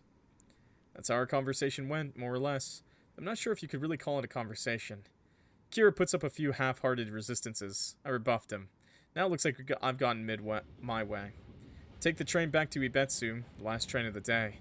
Glad we were able to get on it despite all of our bickering about the bill, then our bickering about Akira coming back with me. Might have been able to talk him around. That's 1 point to me and 0 to Akira, but at a cost. I think Akira took my words to heart a little too much, because he's been mute for the whole journey. We sit on the train in silence, watching as Sapporo passes by us in a darkened blur. All high-rise buildings and multi-story department stores, which eventually give way to these smaller, dingier little apartment buildings.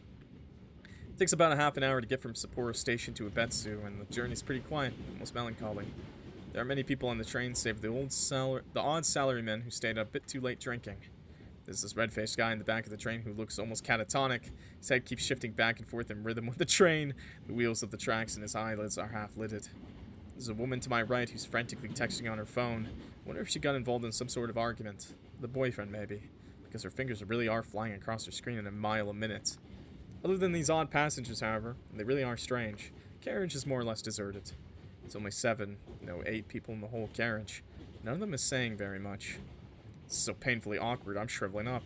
I'm kind of worried with every minute that elapses that somebody in this carriage will recognize Akira, that they'll spy him as Obscure's frontman, and then they'll make a scene. This hasn't happened yet, thank God, but I can't help but feel paranoid. This paranoia feels sharp and spiky, concentrating in the pit of my stomach. If I feel this awkward about Akira being recognized, then how the hell must he feel about it? Coming all the way out here with me when he should be back at his fancy hotel with the other members of Obscure was a pretty big risk for him. Is that another reason why he's being so quiet? Maybe he doesn't want to draw any unnecessary attention to himself. But nobody recognized him over at the bar, and that was way busier. It should be fine. Sure, it'll be fine. The lady next to us texting about the guy sitting next to him. I hope it'll be fine, at least. And to my immense relief, we're able to disembark at Ibetsu without any complications. Both step off the train, and we're soon met by the merciless cold. It stopped snowing, for now at least. The temperatures aren't quite as bitter as they were when I first set off for the concert venue. Still pretty darn chilly, though, so much so my breath escapes from my mouth in small puffs of air. I might be wearing gloves, but my fingers are still tingling.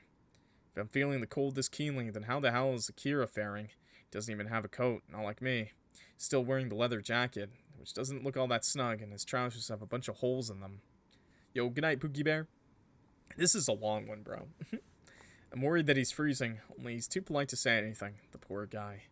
My house is a good 10-minute walk from the station, but we should be able to get there quicker if we hurry. About to suggest that we leg it through the streets.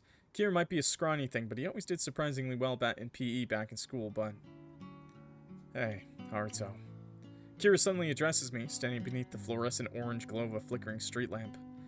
This is the first time he's spoken to me since we stepped on the train. It stops me dead in my tracks. I was hoping to get home ASAP. It's cold as balls out here, but I guess I'll hear him out. I sniffle, trying not to make it too embarrassingly obvious that my nose is getting stuffed up from being outside for so long, and ask him what's up. I was just wondering, do you live near here? Yeah, my apartment's about 10 minutes away. Do you want to head back? That was the plan, at least. I don't want to wander around these streets in the dark when it's gone midnight, but we could, if you want to. But I was actually hoping we could go for a walk. A bit of a walk. A walk? There's a brief pause, a moment where the cool breeze blows, snaking down the back of my coat, and then... Are you shitting me? No, I'm not. My legs are a little cramped after sitting on the train for so long, and I think it would be nice to get a bit of fresh air. I'd like a moment to get my bearings. And don't you think the stars look pretty tonight? He tacks this on at the end of his statement, his voice a little too hopeful. Once again, he reminds me of a puppy, but what the hell does he mean, the stars? They look just the same as always. He probably doesn't see them in the cities. As far as his excuses to go wandering around at stupid o'clock night go, hey. Clock reference, but mean. It's a pretty weak one. I don't get why he's so determined to stay outdoors. He isn't really a dog, is he? Don't tell me he needs to get his walkies in, but... You're being serious. Yes, I'm serious. I just thought it would be nice. If you don't mind, that is. Well, that is the question. I do mind about this, quite a lot actually, but Fine. If you want to freeze to death, you're more than welcome. Just don't come crying to me if your fingers fall off and you can't play the guitar anymore. I mean, geez, you're not even wearing any gloves. What's wrong with you? Yo, Crystal Nightmare. Well, I did used to live in Kitami when I was growing up. You could say I'm used to the cold. Kitami. My geographical knowledge isn't the best, but isn't it all the way in the north? Like the very north of the north? That's right. I know people think Sapporo gets chilly in the winter, but it's nothing compared to Kitami. Sometimes it'd get down to the -10s even. -10s! That's hilarious, bro. Kid idiot here. -10s, that's like nothing, bro. Kira looks like a fancy Shoto Aizawa. You need to watch some more media. You need to go out more. You need to see something more. You're giving a lot of I'm getting a lot of Boss Baby vibes from this one. That's what you're giving right now, okay, bro? I'm sorry, I see it, bro. You're literally giving the I'm getting a lot of Boss Baby vibes right now from this one. Guy who has only seen Boss Baby. Chill, bro, chill. They have black hair. They're kind of long. No, I hate Boss Baby. You're not getting it. You're not understanding the joke. You need to watch more media. That's what I'm gonna say. Sometimes I get it down to the -10s even. By the way, in Canada, it regularly goes to past -20. In fact, it kind of goes past -30, okay? Celsius. Sometimes it get down to the -10s even. Damn. That's kind of hardcore. How did you survive? Bro, I would have only assumed you'd be wearing a coat, scarf. He's wearing a coat, a scarf, a jacket, like a full jacket. He's wearing a sweater underneath, a shirt underneath, gloves. Bro, I wear only a jacket and no gloves and no hat, nothing. At like -20s. Like, what the fuck? Only like -30 and over that would I be wearing like the full gear. What the hell? Complaining about it being too cold. How are you still streaming, Mr. Clock? Just call me Clock. It's just Clock. It's just Clock, guys. It's just Clock. Every video starts with just call me Clock. I just want to finish this game, okay? It's a bit long, but I just want to finish the game. Spent a lot of time under the Kotatsu, mostly. After living in Kitami for so long. Sapporo seems kind of mild. Never really had an issue with the weather here, but it looks like you do. Well, yeah, as far as I'm concerned, anything less than 10 degrees is way too freaking cold. But I guess I didn't bank on you being cold-blooded. You sure you're not some sort of lizard person? I was a human the last time I checked. And I don't have scales either, if you're curious. You certain, bro? I'm quite sure. But why do you ask? You don't want to check, do you? Cold-blooded is actually not good for the cold. Now there's an idea. I imagine sliding Akira's shirt up over his belly to get a look at that smooth stomach that girls across Japan all seem to go crazy for, but it's not that late for me. I live in Canada, bro. It's like normal time for me. Maybe later. Didn't you want to go for a walk? Just a little one. I want to clear my head. Is there a park near here? Yeah, there is. It's in the same general direction as my apartment, too. It's kind of small, and it's not like there'll be any people around there at this hour. But I'm gonna go out on a limb and say you'd prefer that. How did you know? Just a lucky guess. I know you've never really been one who likes a lot of socializing. It's kind of wild an awkward guy like you was able to become some sort of international sex symbol. I don't get it. Neither do I. Kira says with a light laugh as we both set off. It's because of the emo twink vibes. We wend our way down the snowy road companionably, our souls slapping against the gray pavement. Akira glances at me, his dark hair fluttering in the breeze, and lightly says, I don't see my appeal either. I don't think I'm anything that special. But my manager always tells me I need to fake it until I make it. And I guess it paid off in the end. I'll say. You've definitely made it now, Akira. You're so huge, I'm surprised you still remember a little guy like me. Well, of course I remember you. You're the one who told me to believe in myself. I've never forgotten that, you know. Well, I'm flattered, I guess. But I'm surprised anything I said stuck with you. It's not like I gave you any great pearls of wisdom. I'm no Sun Tzu, you know. Everything I said was just common sense. Anybody could have come out with that BS. Maybe they could have. But that doesn't change the fact that nobody else did.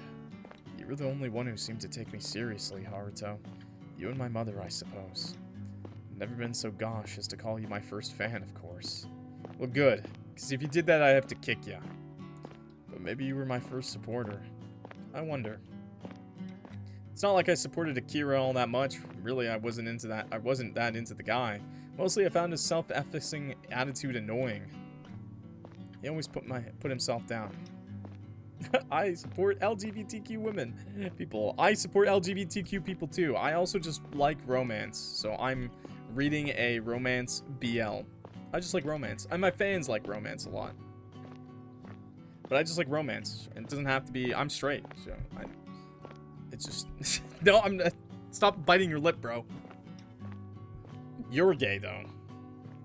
So, of course, I told him to get over himself. Chat's gay. Wasn't going to let this guy ruin his own future prospects because of his own stupid misplaced shyness. But I do have to wonder, as Akira and I walk through the streets, why it bothered me so much. Akira transferred into Minato High late, and I knew him for less than a year. We weren't good friends. I'm not even sure if we were average friends, but I do read webtoons. Not that often, though.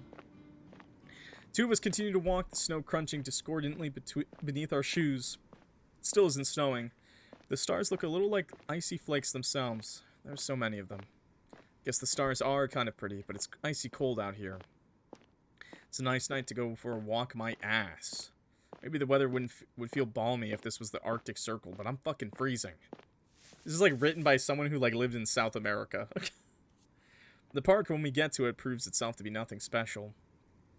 It wouldn't look special even during the daytime. The grass is all scrubby, the trees naked thanks to the cold, but in the dark, it looks downright sinister. There's nobody here, just like I anticipated, since it is Christmas Eve. Imagine most people would be out with their loved ones or at home trying to get warm. The park is this empty, yawning mass of dirt and weather-blasted hedgerows, twisted trees. There's a playground a little further away, 2 swings and a slide, but that's the equipment. The equipment's all rusted over. Looks like a scene from a horror movie. It's pretty freaking depressing, actually, and yet... Hey, Akira. For some reason, my heart is starting to flutter again. I can feel anticipation bubbling inside of me, just like it did when I first arrived at the Kyobun. Feels like my blood is fizzing. Why did you ask me to go on a walk with you? Why? Akira blinks. He looks taken aback by this question, which is fair. I did ask it pretty suddenly after a lull in the conversation. I feel a bit guilty, like I've put him on the spot, but Akira takes it in his stride, or at least he tries to. He affects a smile, but isn't it a little awkward? And as he says, it's like I said, I wanted to stretch my legs, and I thought it would be a nice night. The stars are as boring as always. Now stop lying to me. That's not why you asked me on a walk, and we both know it. Why did you really want to come out here? Why was he so keen to seek me out when he saw my Twitter post? What did he want to tell me after the school culture festival? What words did he plan to say to me a whole week in advance? Maybe even more, which he was forced to swallow down. There's no way Usui Akira should care about me that much. He's a celebrity, and I'm a nobody. I should be completely beneath his attention. Even more unworthy than an ant. What about gay guys? We're literally playing a game about 2 guys who are gay. Devin, my man, gay people exist. They're alive. We like romance. I'm straight, but I like reading romance. So there you go. Also, guys, I prefer if you didn't talk about different stories right now. We're playing this game, so if you can keep it on topic, I'd appreciate that. Or you can go to DMs or something if you'd prefer. There's no way Usui Akira should care that much about me. He's a celebrity, and I'm a nobody. Should be completely beneath his attention, even more unworthy than an ant. He isn't supposed to have feelings for me, but I think you probably know. Akira examines me from a distance, standing a few paces away, standing beneath the shade of a large oak tree, which still has most of its leaves. For once, he doesn't blush. He looks a little uncertain, yes, but that's to be expected. You know I'm asking him something pretty heavy, and he knows I'm asking him something pretty heavy. But no matter how tense the atmosphere between us is, Akira doesn't back down. I thought that eternal autumn would have made it obvious enough. I've never been all that good at subtlety, even though people say my lyrics are. Wryly, Akira smiles. Obscure. My songs might seem complicated, but the feelings beneath them all are all pretty straightforward. At least that's what I think. I know I told you this already, but I don't know if my meaning carried across. Maybe I was being a little too vague, so I'll say it again. Haruto. Akira inhales and then, I like you. Akira looks at me mutely, his eyes very dark, not at all abashed like he usually is. His expression is oddly zen-like a Buddha as he waits for my reply. There's something intense about him, something decidedly un-Akira-like. But no, I've seen this Akira before. This isn't the Akira I know from school, but the one on stage. The one who was able to face down a crowd of 2,000 without flinching. Akira's producer, Mr. Teramusa, did tell him to fake it until he made it. Is that what he's doing now? I guess it's a good thing that he was able to master his nerves, but it's not fair. Why does he get to look so cool? If this was a romance movie, which it isn't, this park is so grim and desolate, it makes it more like a horror set. Would I be the blushing maiden? That's messed up, man.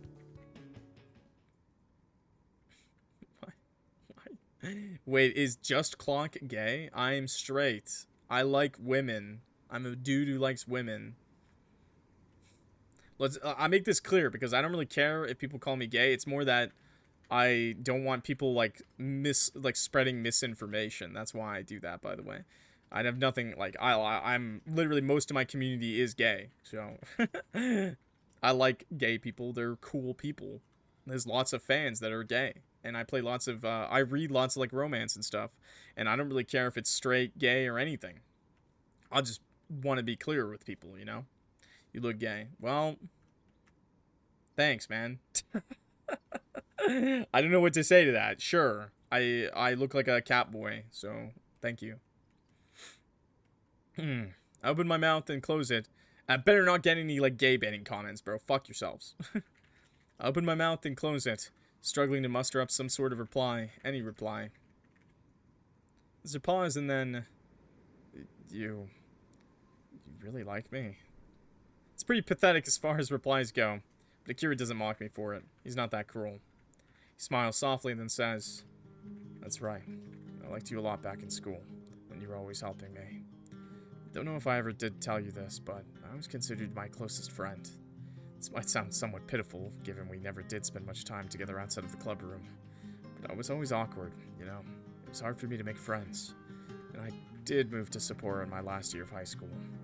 It was hard trying to fit in. I was never any good at it. I was afraid I wouldn't be able to settle in or make any friends, so it was a relief when I met you. You made everything a lot easier. You were nice to me, whether you realized it or not, even though you could be a bit harsh. But I got the feeling you were harsh for my own good, because you wanted to help me. I could tell that I probably annoyed you, but you still stuck by me. You always humored me. You were there for me. So it was probably inevitable that I would like you. I liked you a lot." Akira's hand finds his chest just above his heart.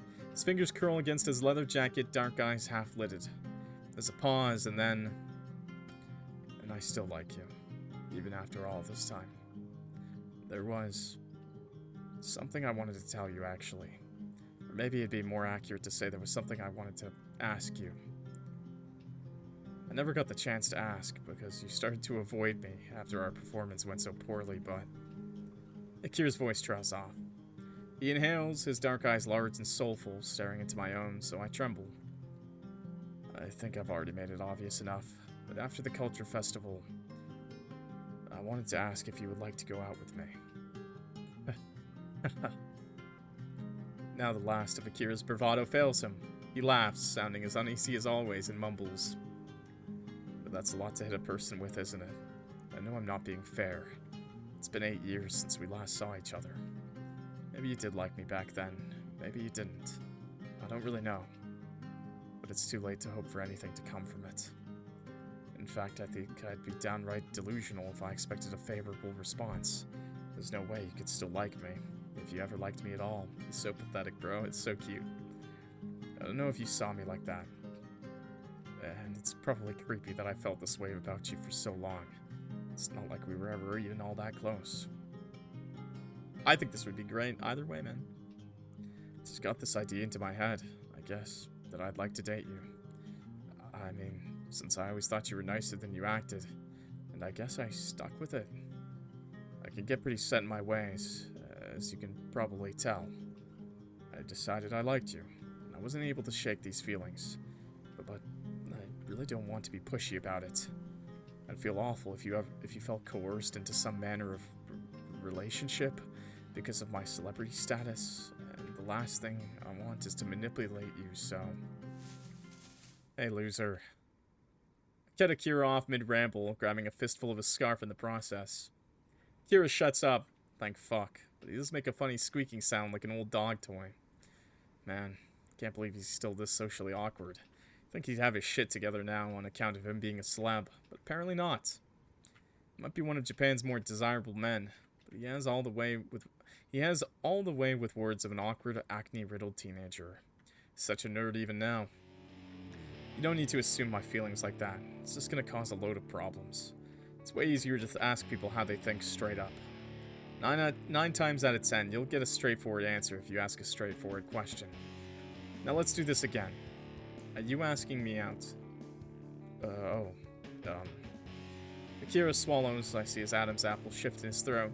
Sees the way he blinks, his dark lashes fluttering. For a guy, he has stupidly long, pretty eyelashes. Really is no wonder he's so popular. It's a pause. A few moments of awkward silence, and then... Yeah, I guess I am. But I don't want to force you into accepting anything. Please, don't feel obliged. If you don't return my feelings, it's alright. I won't be upset. Rather, I will, but I won't be that upset. It's not worth you dwelling on, so... Kira doesn't get a chance for the... I think I know what just happened, bro. Kira doesn't get a chance to get the rest of his words out, however, because I decide to silence him. I lean in as easy as anything, and I press my lips to his in a kiss. Take that, Akira. Akira might be some big shot whose face is on billboards all across the city, and sure, maybe half of my coworkers seem to have a crush on him, but get this. Doesn't matter how famous this guy is or how many adoring fans he has. In the end, I'm the one who he's kissing. Me. Average Ash Nishikino Haruto. There's nothing special about me, but he still has a thing for me. This loser still likes me. By the sounds of it, he's liked me for a really long time. He's liked me ever since we were in high school, but it was too chicken to tell me how he felt. Kira's always been like that. He's hailed as a heartthrob. It seems he hasn't changed all that much. For a celeb, his self-esteem is astoundingly abysmal. But he was still able to muster up the courage to confess to me, in a sense at least. He told me how he felt, so of course I'm gonna answer him in turn. Bro, this guy has literally spent the last 8 years thinking about you, regretting everything, okay? Yes. If what he's saying is true, he waited for me for 8 freaking years. This whole time he's had a thing for me. I'm not gonna make those sounds. So naturally, I have to kiss him. How could I not? I'm not really the sappy sort, so I'd rather not come out with it, not in words at least. It'd be embarrassing after all to hit Akira with the whole, yeah man, I guess I've always had a thing for you too. You were my gay awakening, don't you know? Only I was too awkward to tell you. And then we graduated and I never had the chance. Ain't that a bummer? Say it! I'm not gonna say that, but I hope if I keep kissing his stupid face, he'll get the message. I want him to know that I like him too. I like him so freaking much. So maybe that's why I get a little too into the kiss. Lean into the kiss, snipping my teeth against Akira's lower lip. But as it turns out, I lean in too far. Feel a little floaty, probably because of all the booze I've drunk. And the rounds round here are kind of uneven. Must have stepped on something. A pebble, maybe? Because all of a sudden my center of gravity shifts. I fall forward, my lips still locked against Akira's, and wouldn't you know it, he winds up falling over too. Akira might be taller than I am, but he's skinny as a rail. There's not much meat on his bones, and I guess he was already flustered because of the kiss. He mustn't have expected it. Well, good. I wanted to startle him. Because he doesn't even try to steady himself. Maybe he can't. Oof. He falls, and I wind up falling with him. Both tip backwards, the wintry breeze cold and unforgiving against our cheeks, whipping through our hair. Oof. Ah, shit. We both hit the ground in tangled limbs, an explosion of pain. Oh yeah, that would hurt a lot. Well, if there's one silver lining to all this, at least we were both on the grass. The ground is hard thanks to the cold temperatures. It's not quite as hard as concrete would be. It's a relief if nothing else. There's a bit of snow scattered around which breaks our fall. Could have been a lot worse. But it could have been better too. What if Akira bonked his head? What if he has a concussion? I don't know if he's scheduled to play somewhere else tomorrow. Isn't Obscure on another one of their tours? But how the hell am I going to explain this to the top brass at Psyche if it turns out I've heard him?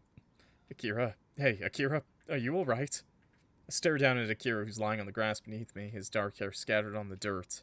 He blinks up at me, his expression groggy, a little dazed, and then... I think I'll be fine. I didn't hit my head all that hard, but...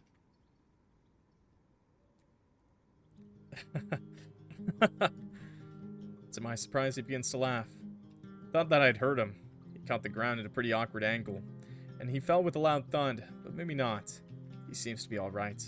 It's all worth it. The slow burn's always all worth it, bros. This is my favorite thing. I love wholesome, fluffy... I love Yearning.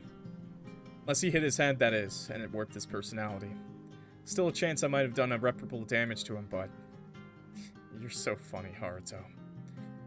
I am? Yeah, I feel like our worlds have been reversed.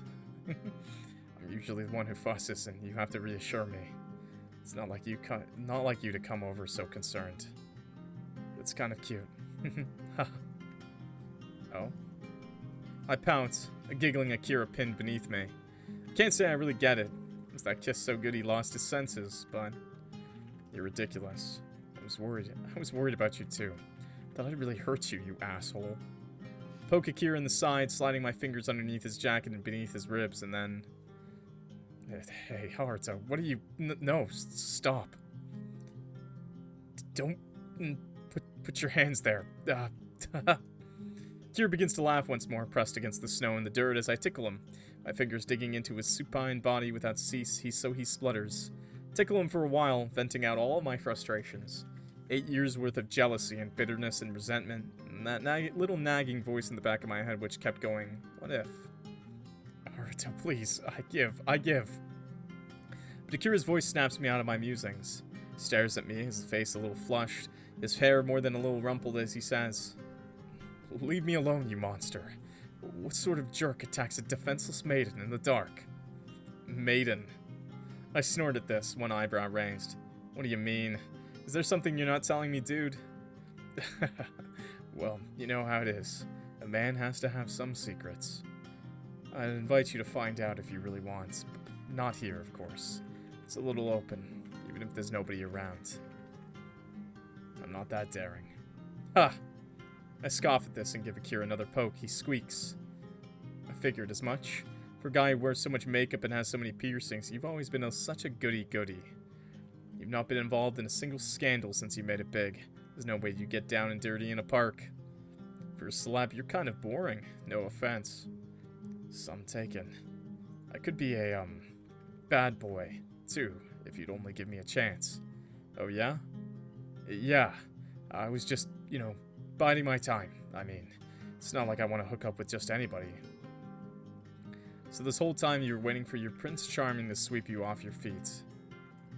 Something like that, I guess. It sounds corny when you say it like that. That's because it is. And you're just proving my point. You really are a goody-goody. But you know what? What? I think that's all part of your appeal. You might not be as cool as your fans think you are, but you're definitely adorable. Well, I wonder about that. Sometimes I do worry my fans would be disappointed if they knew what I'm like. I guess you don't mind, Haruto. Nah, I'm used to disappointment. Hey. But you're not one of them. I finished smoothly, now moving to cup Akira's cheek with one of my palms. How could I be disappointed in you anyway, when you're so adorable? I'm not that heartless, and I guess I always have had a thing for puppies. Puppies. Akira's nose wrinkles. Are you going to put me on a leash now? Would you like it? It would stop me from losing you again. That's rich coming from you. You're the one who avoided me back in school, you jerk. Well, I guess you have a point. I was an asshole. Yes, you were. You must have terrible taste. After all, you're the one who has a crush on this asshole, aren't you? Aye. Akira opens his mouth. There's a pause and then... Jeez, I just can't win with you, can I? Nope, it's not possible. So you might as well give up. Who's to say I haven't already? You do have me pinned down, you know. So I do. Akira looks up at me, his face a little flushed, his slender chest rising and falling. Look back down at him, smiling softly. Cup his face, holding it like it's a precious treasure.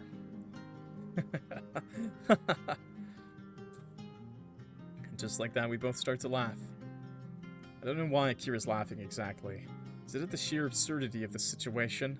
But I think I'm laughing at disbelief more than anything. I find it hard to wrap my head around the idea that a guy like Usui Akira, the Usui Akira, would ever be interested in me. It's crazy to me that a man this popular, one of the most popular musicians in Japan, has held a flame for an average guy like me for such a long time. But he still cares about me so much despite so much time passing. It's so crazy I can't help but laugh. Akira's always been intense about the things he cares about, the guitar mostly, but he's displayed a similar obsession with his studies. And with me too. I mean, what the hell? Really don't get it. I'm glad he likes me all the same. Both laugh together, our voices mingling in the chill air. We lie there on the grass, Akira on his back, me straddling him. Akira smiles up at me, his face flushed, so our laughter eventually melts into the cold midnight air. Look at Akira for a few moments, spellbound, hardly able to believe my luck. I exhale, my breath escaping my lips in a puff of visible air. And then once more I dip my head. My eyelids fall shut. I capture Akira's mouth with my own in a soft, gentle kiss that continues on and on as the wind sighs around us.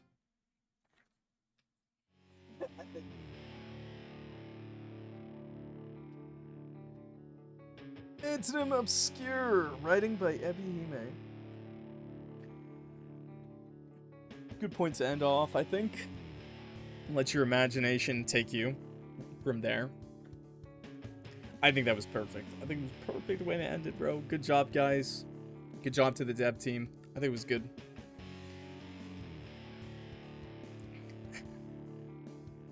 The yearning is real. I like that. I like that a lot, actually. I like that. It's cheesy. It's corny, but it's good.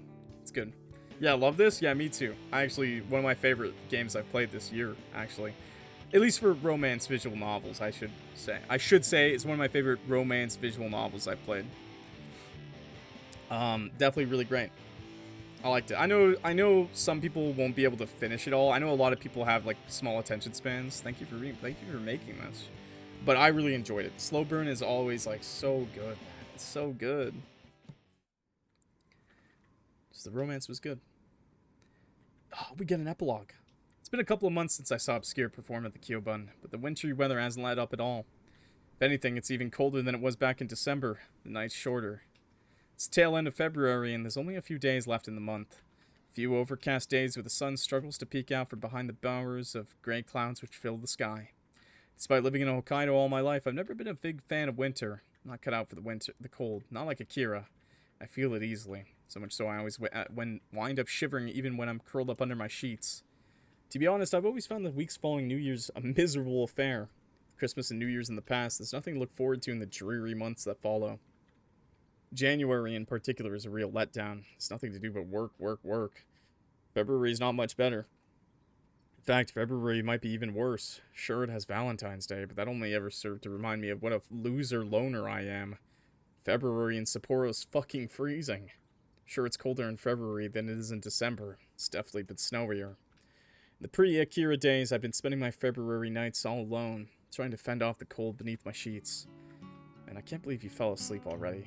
What are you, some sort of fairy tale princess? I thought you were joking when you called yourself a fair maiden, but I'm starting to wonder. But I'm not living in the pre-Akira days anymore. These are the post-Akira days, and perhaps more importantly, the post-Akira nights. Confessed to me in the park by my apartment, and we've been going steady since then. I didn't get to see Akira for most of January, despite our newfound relationship, because Obscure were still on tour. They had 5 more cities across Japan to hit up after the Sapporo show: Yokohama, Fukuoka, Sendai, Nagoya, and Chiba. Akira's busy schedule kept him fully booked until the end of January, and even then, he's been in high demand. Massive, unprecedented success of Eternal Autumn has ensured he's a regular in all sorts of TV shows. He's been doing a fair bit of modeling work recently. Been so busy with all these contractual obligations, he's barely had the time to practice, much less think about any new songs. At this rate, I'm afraid I'm going to be stuck playing Eternal Autumn for the next decade. Akira groused to me one night when we went out to drinks. I'm proud of the song, but even I'm starting to get a little sick of it. There are other good songs on Polychromia too. I think Transparent Blue was my favorite, but nobody seems to want to talk about that. Ha, well now you know how the rest of us feel. Maybe this is the universe's way of punishing you, because you've been subjecting the rest of us to that song for months. If you're gonna make billions off this single song, then you better suffer for it at least a little. I am suffering, believe me. I'm afraid Towa hates me now, because Eternal Autumn overshadowed everything else on the album so much. And fuck everything else we've recorded. You can tell at this point that Akira was getting hammered. He hardly ever swears unless he'd had a few pints. And even then, he tends to be as mealy-mouthed as a choir boy. The other band members tell me not to worry. Rosario said he's happy enjoying his time in the limelight, but I still feel kind of guilty. It's like I've cursed my own bandmates. Maybe I'm being melodramatic, but Eternal Autumn really does feel like it'll be eternal at this rate. Heh, you know, I thought the exact same thing when I went out to buy Christmas gifts back in December. You did? I told you, didn't I? The song being blared everywhere was enough to drive me nutty. But I guess some good came out of it after all. I looked at Akira meaningfully, and he blushed in response. Abashed, he looked away, then said, "Yeah, I guess so." So as you've probably gathered from that little snippet, the two of us are still going strong.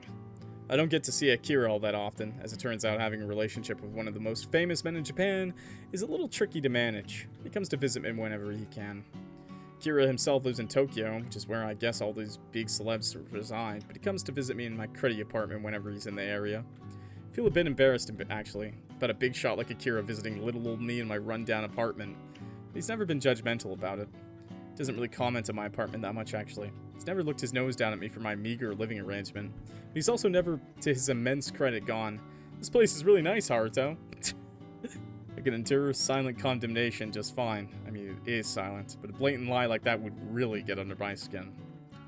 I don't need to be reminded of the sheer gulf in status between us. Not when it's so immediately apparent whenever I key Akira's name into Google. He's a huge celebrity. Despite that, he still tries to make time for me. Texts me every day when we can't see each other. He's visited me a handful of times since we started dating. He's invited me back to his place in Tokyo too, but I'm not sure I'm ready for that. Tokyo's a bit of a ways away and the tickets are expensive, though I know Akira would be only too happy to pay my way if I asked. Don't want to ask though, which is part of the problem. Don't want to rely on Akira too much. Don't want him to think I'm only dating him for his money, which is, from what I've gathered, immense. But I'm probably being paranoid. I don't think Akira thinks that. He's such a trusting, earnest puppy of a guy, the thought probably didn't cross his mind. But it has crossed mine. I know exactly what the papers will say if they get their hands on this story, and all the news sites. Make a big deal out of the heartthrob Usui Akira dating a guy, for one thing, and for another, all I know they'll have a field day exposing my less than illustrious past. It's not like I've ever done anything noteworthy. I don't have a criminal record, at least. But it's my complete lack of note that they'll be talked about. Why the papers will posit his Usui Akira dating a schlub like this when he could have anybody he wants? What's going on? Does this Nishikino have some sort of blackmail material on him? I don't want to get drawn into a media circus. I don't want to give Akira any trouble either. That's why we've been keeping our relationship on the down low. Guess word of it will come out eventually if we're going to stay together. But for now, I'm content seeing Akira in gaps during his busy schedule when he can spare me the time. Happily simply have being with him, reminiscing with him, joking with him. And hell, I've been playing with him a little. I might have jacked in the drums after a disastrous performance at the school culture festival, but I didn't give up music for good. At this point, I don't think I could. It's become part of me, entrenched inside my very being. I wound up buying a keyboard when I moved into this apartment a few years back so I could fiddle around with a few compositions whenever the mood struck. My keyboard hasn't seen a lot of use since I picked it up, but I've been playing it more since I started to date Akira. Being with him must have given me some motivation. It's almost starting to feel like he's my muse, in a sense. Though that sounds incredibly cheesy, so I'd rather not tell anybody that, not even Akira. He's lactose intolerant, and I wouldn't want to make him ill. I've been doing quite a bit with Akira, though, even if we can't see one another very often. I enjoy playing with him, though he's far better than I am. He's better than me back when we were students at Minato High, and his skills have only increased over the years. Stands to reason, I guess, since he's the frontman of such a famous and beloved band. But while Akira's been working on his playing, my own skills have stagnated. Can't hope to hold a candle to him, but Akira doesn't seem to mind. He still asks me for feedback, actually, just like when we were dumb teenagers noodling away in our club room after school. It's cozy. But sleeping in bed beside Akira while the snow falls outside is even cozier. Watching my eyes half-lidded as he dozes, his hair freed from its usual ponytail. His eyelids are closed, long lashes matted, his bare chest slowly rising and falling in slumber. It's not been long since I slid out of him, but it seems like all of his energy has escaped him. Wow, that was really casual. Slid out. What the fuck? Who says it like that? He's dead to the world. His eyes still lined smoky black, his piercing still in. He's completely naked, save for the sheets, and for that choker, I guess, which he always wears. It's pretty sexy, actually, seeing Akira like this, so vulnerable and exposed. Hey, I can't read that. I can't read that. Not for YouTube. No, sorry, can't say that. I know I should probably nudge him awake. If only so we can take out his piercings, and maybe he should have a shower. We did work up a bit of a sweat, but I can't bring myself to disturb him. Observe him instead, smiling fondly, my fingers carting through his hair. My nails brush against his scalp, and Akira exhales, but he doesn't stir. He really must have been working hard to pass out like that. He's always looking tired when I see him, his eyes droopy. I guess the, was more than he could endure. He seemed to be enjoying it at the time, at least. The time has passed now. The room is dark, the light's low. I can hear the wind outside sighing softly in the snow. It falls from the sky like powdered sugar, coating the streets until they turn a stark white beneath the moon's light. It's very pretty. But Akira's prettier. It's kind of funny, actually. I've been seeing a lot of rumors in the press that Akira and Risa are an item. She's the lead singer from Oral Vampire, because Obscure were invited to an open for Oral Vampire in their upcoming Warped Tour. Warped Tour! It's been all over the news. I've seen the same grainy photo of Akira and Risa chatting in a bar about 50 times in the last fortnight. Must be a slow news cycle, I guess, for so much time to be dedicated to Akira's supposed relationship with the singer. But Akira was pretty derisive about the news when I told him about it. Apparently, Risa's a lesbian, and she's been in a dedicated relationship with her high school sweetheart for the last 6 years. Yeah. She's been keeping quiet about it because she doesn't want to subject her girlfriend to the media, but she's already spoken for. I'd never dream of trying to make a move on her. Neither would any man who values what's between his legs. Akira said with a light laugh. I know the news has latched onto the story, but it's a load of hot air, really. They're just grasping at straws. You don't need to worry about it, Haruto. You know that you're the only person I love. He hit me with the L word, too, when he told me this. Love, not like. He's pretty explicit about it, which was kind of embarrassing since we'd only been together for a month at this point. Felt like things were moving a little too fast. But I can't deny it. It made me happy. That's Riz. That's some Riz right there. Seeing Akira like this, rumpled after blank, his dark hair curling around his pale face makes me happy too. Press can say whatever they want about him. They can spin as many stories as they like, post as many grainy photographs trying to prove Akira's sleeping his way through all the alt-rock bands in Tokyo. I couldn't give a shit. I know that Akira's with me and he loves me. He's been in love with me for 8 years, because he's a hopeless romantic like that, and well, I don't know if I'm quite as sappy as he is, but I'm almost as bad. Oh, he is. I must be, otherwise my heart wouldn't flutter so much every time I look at him.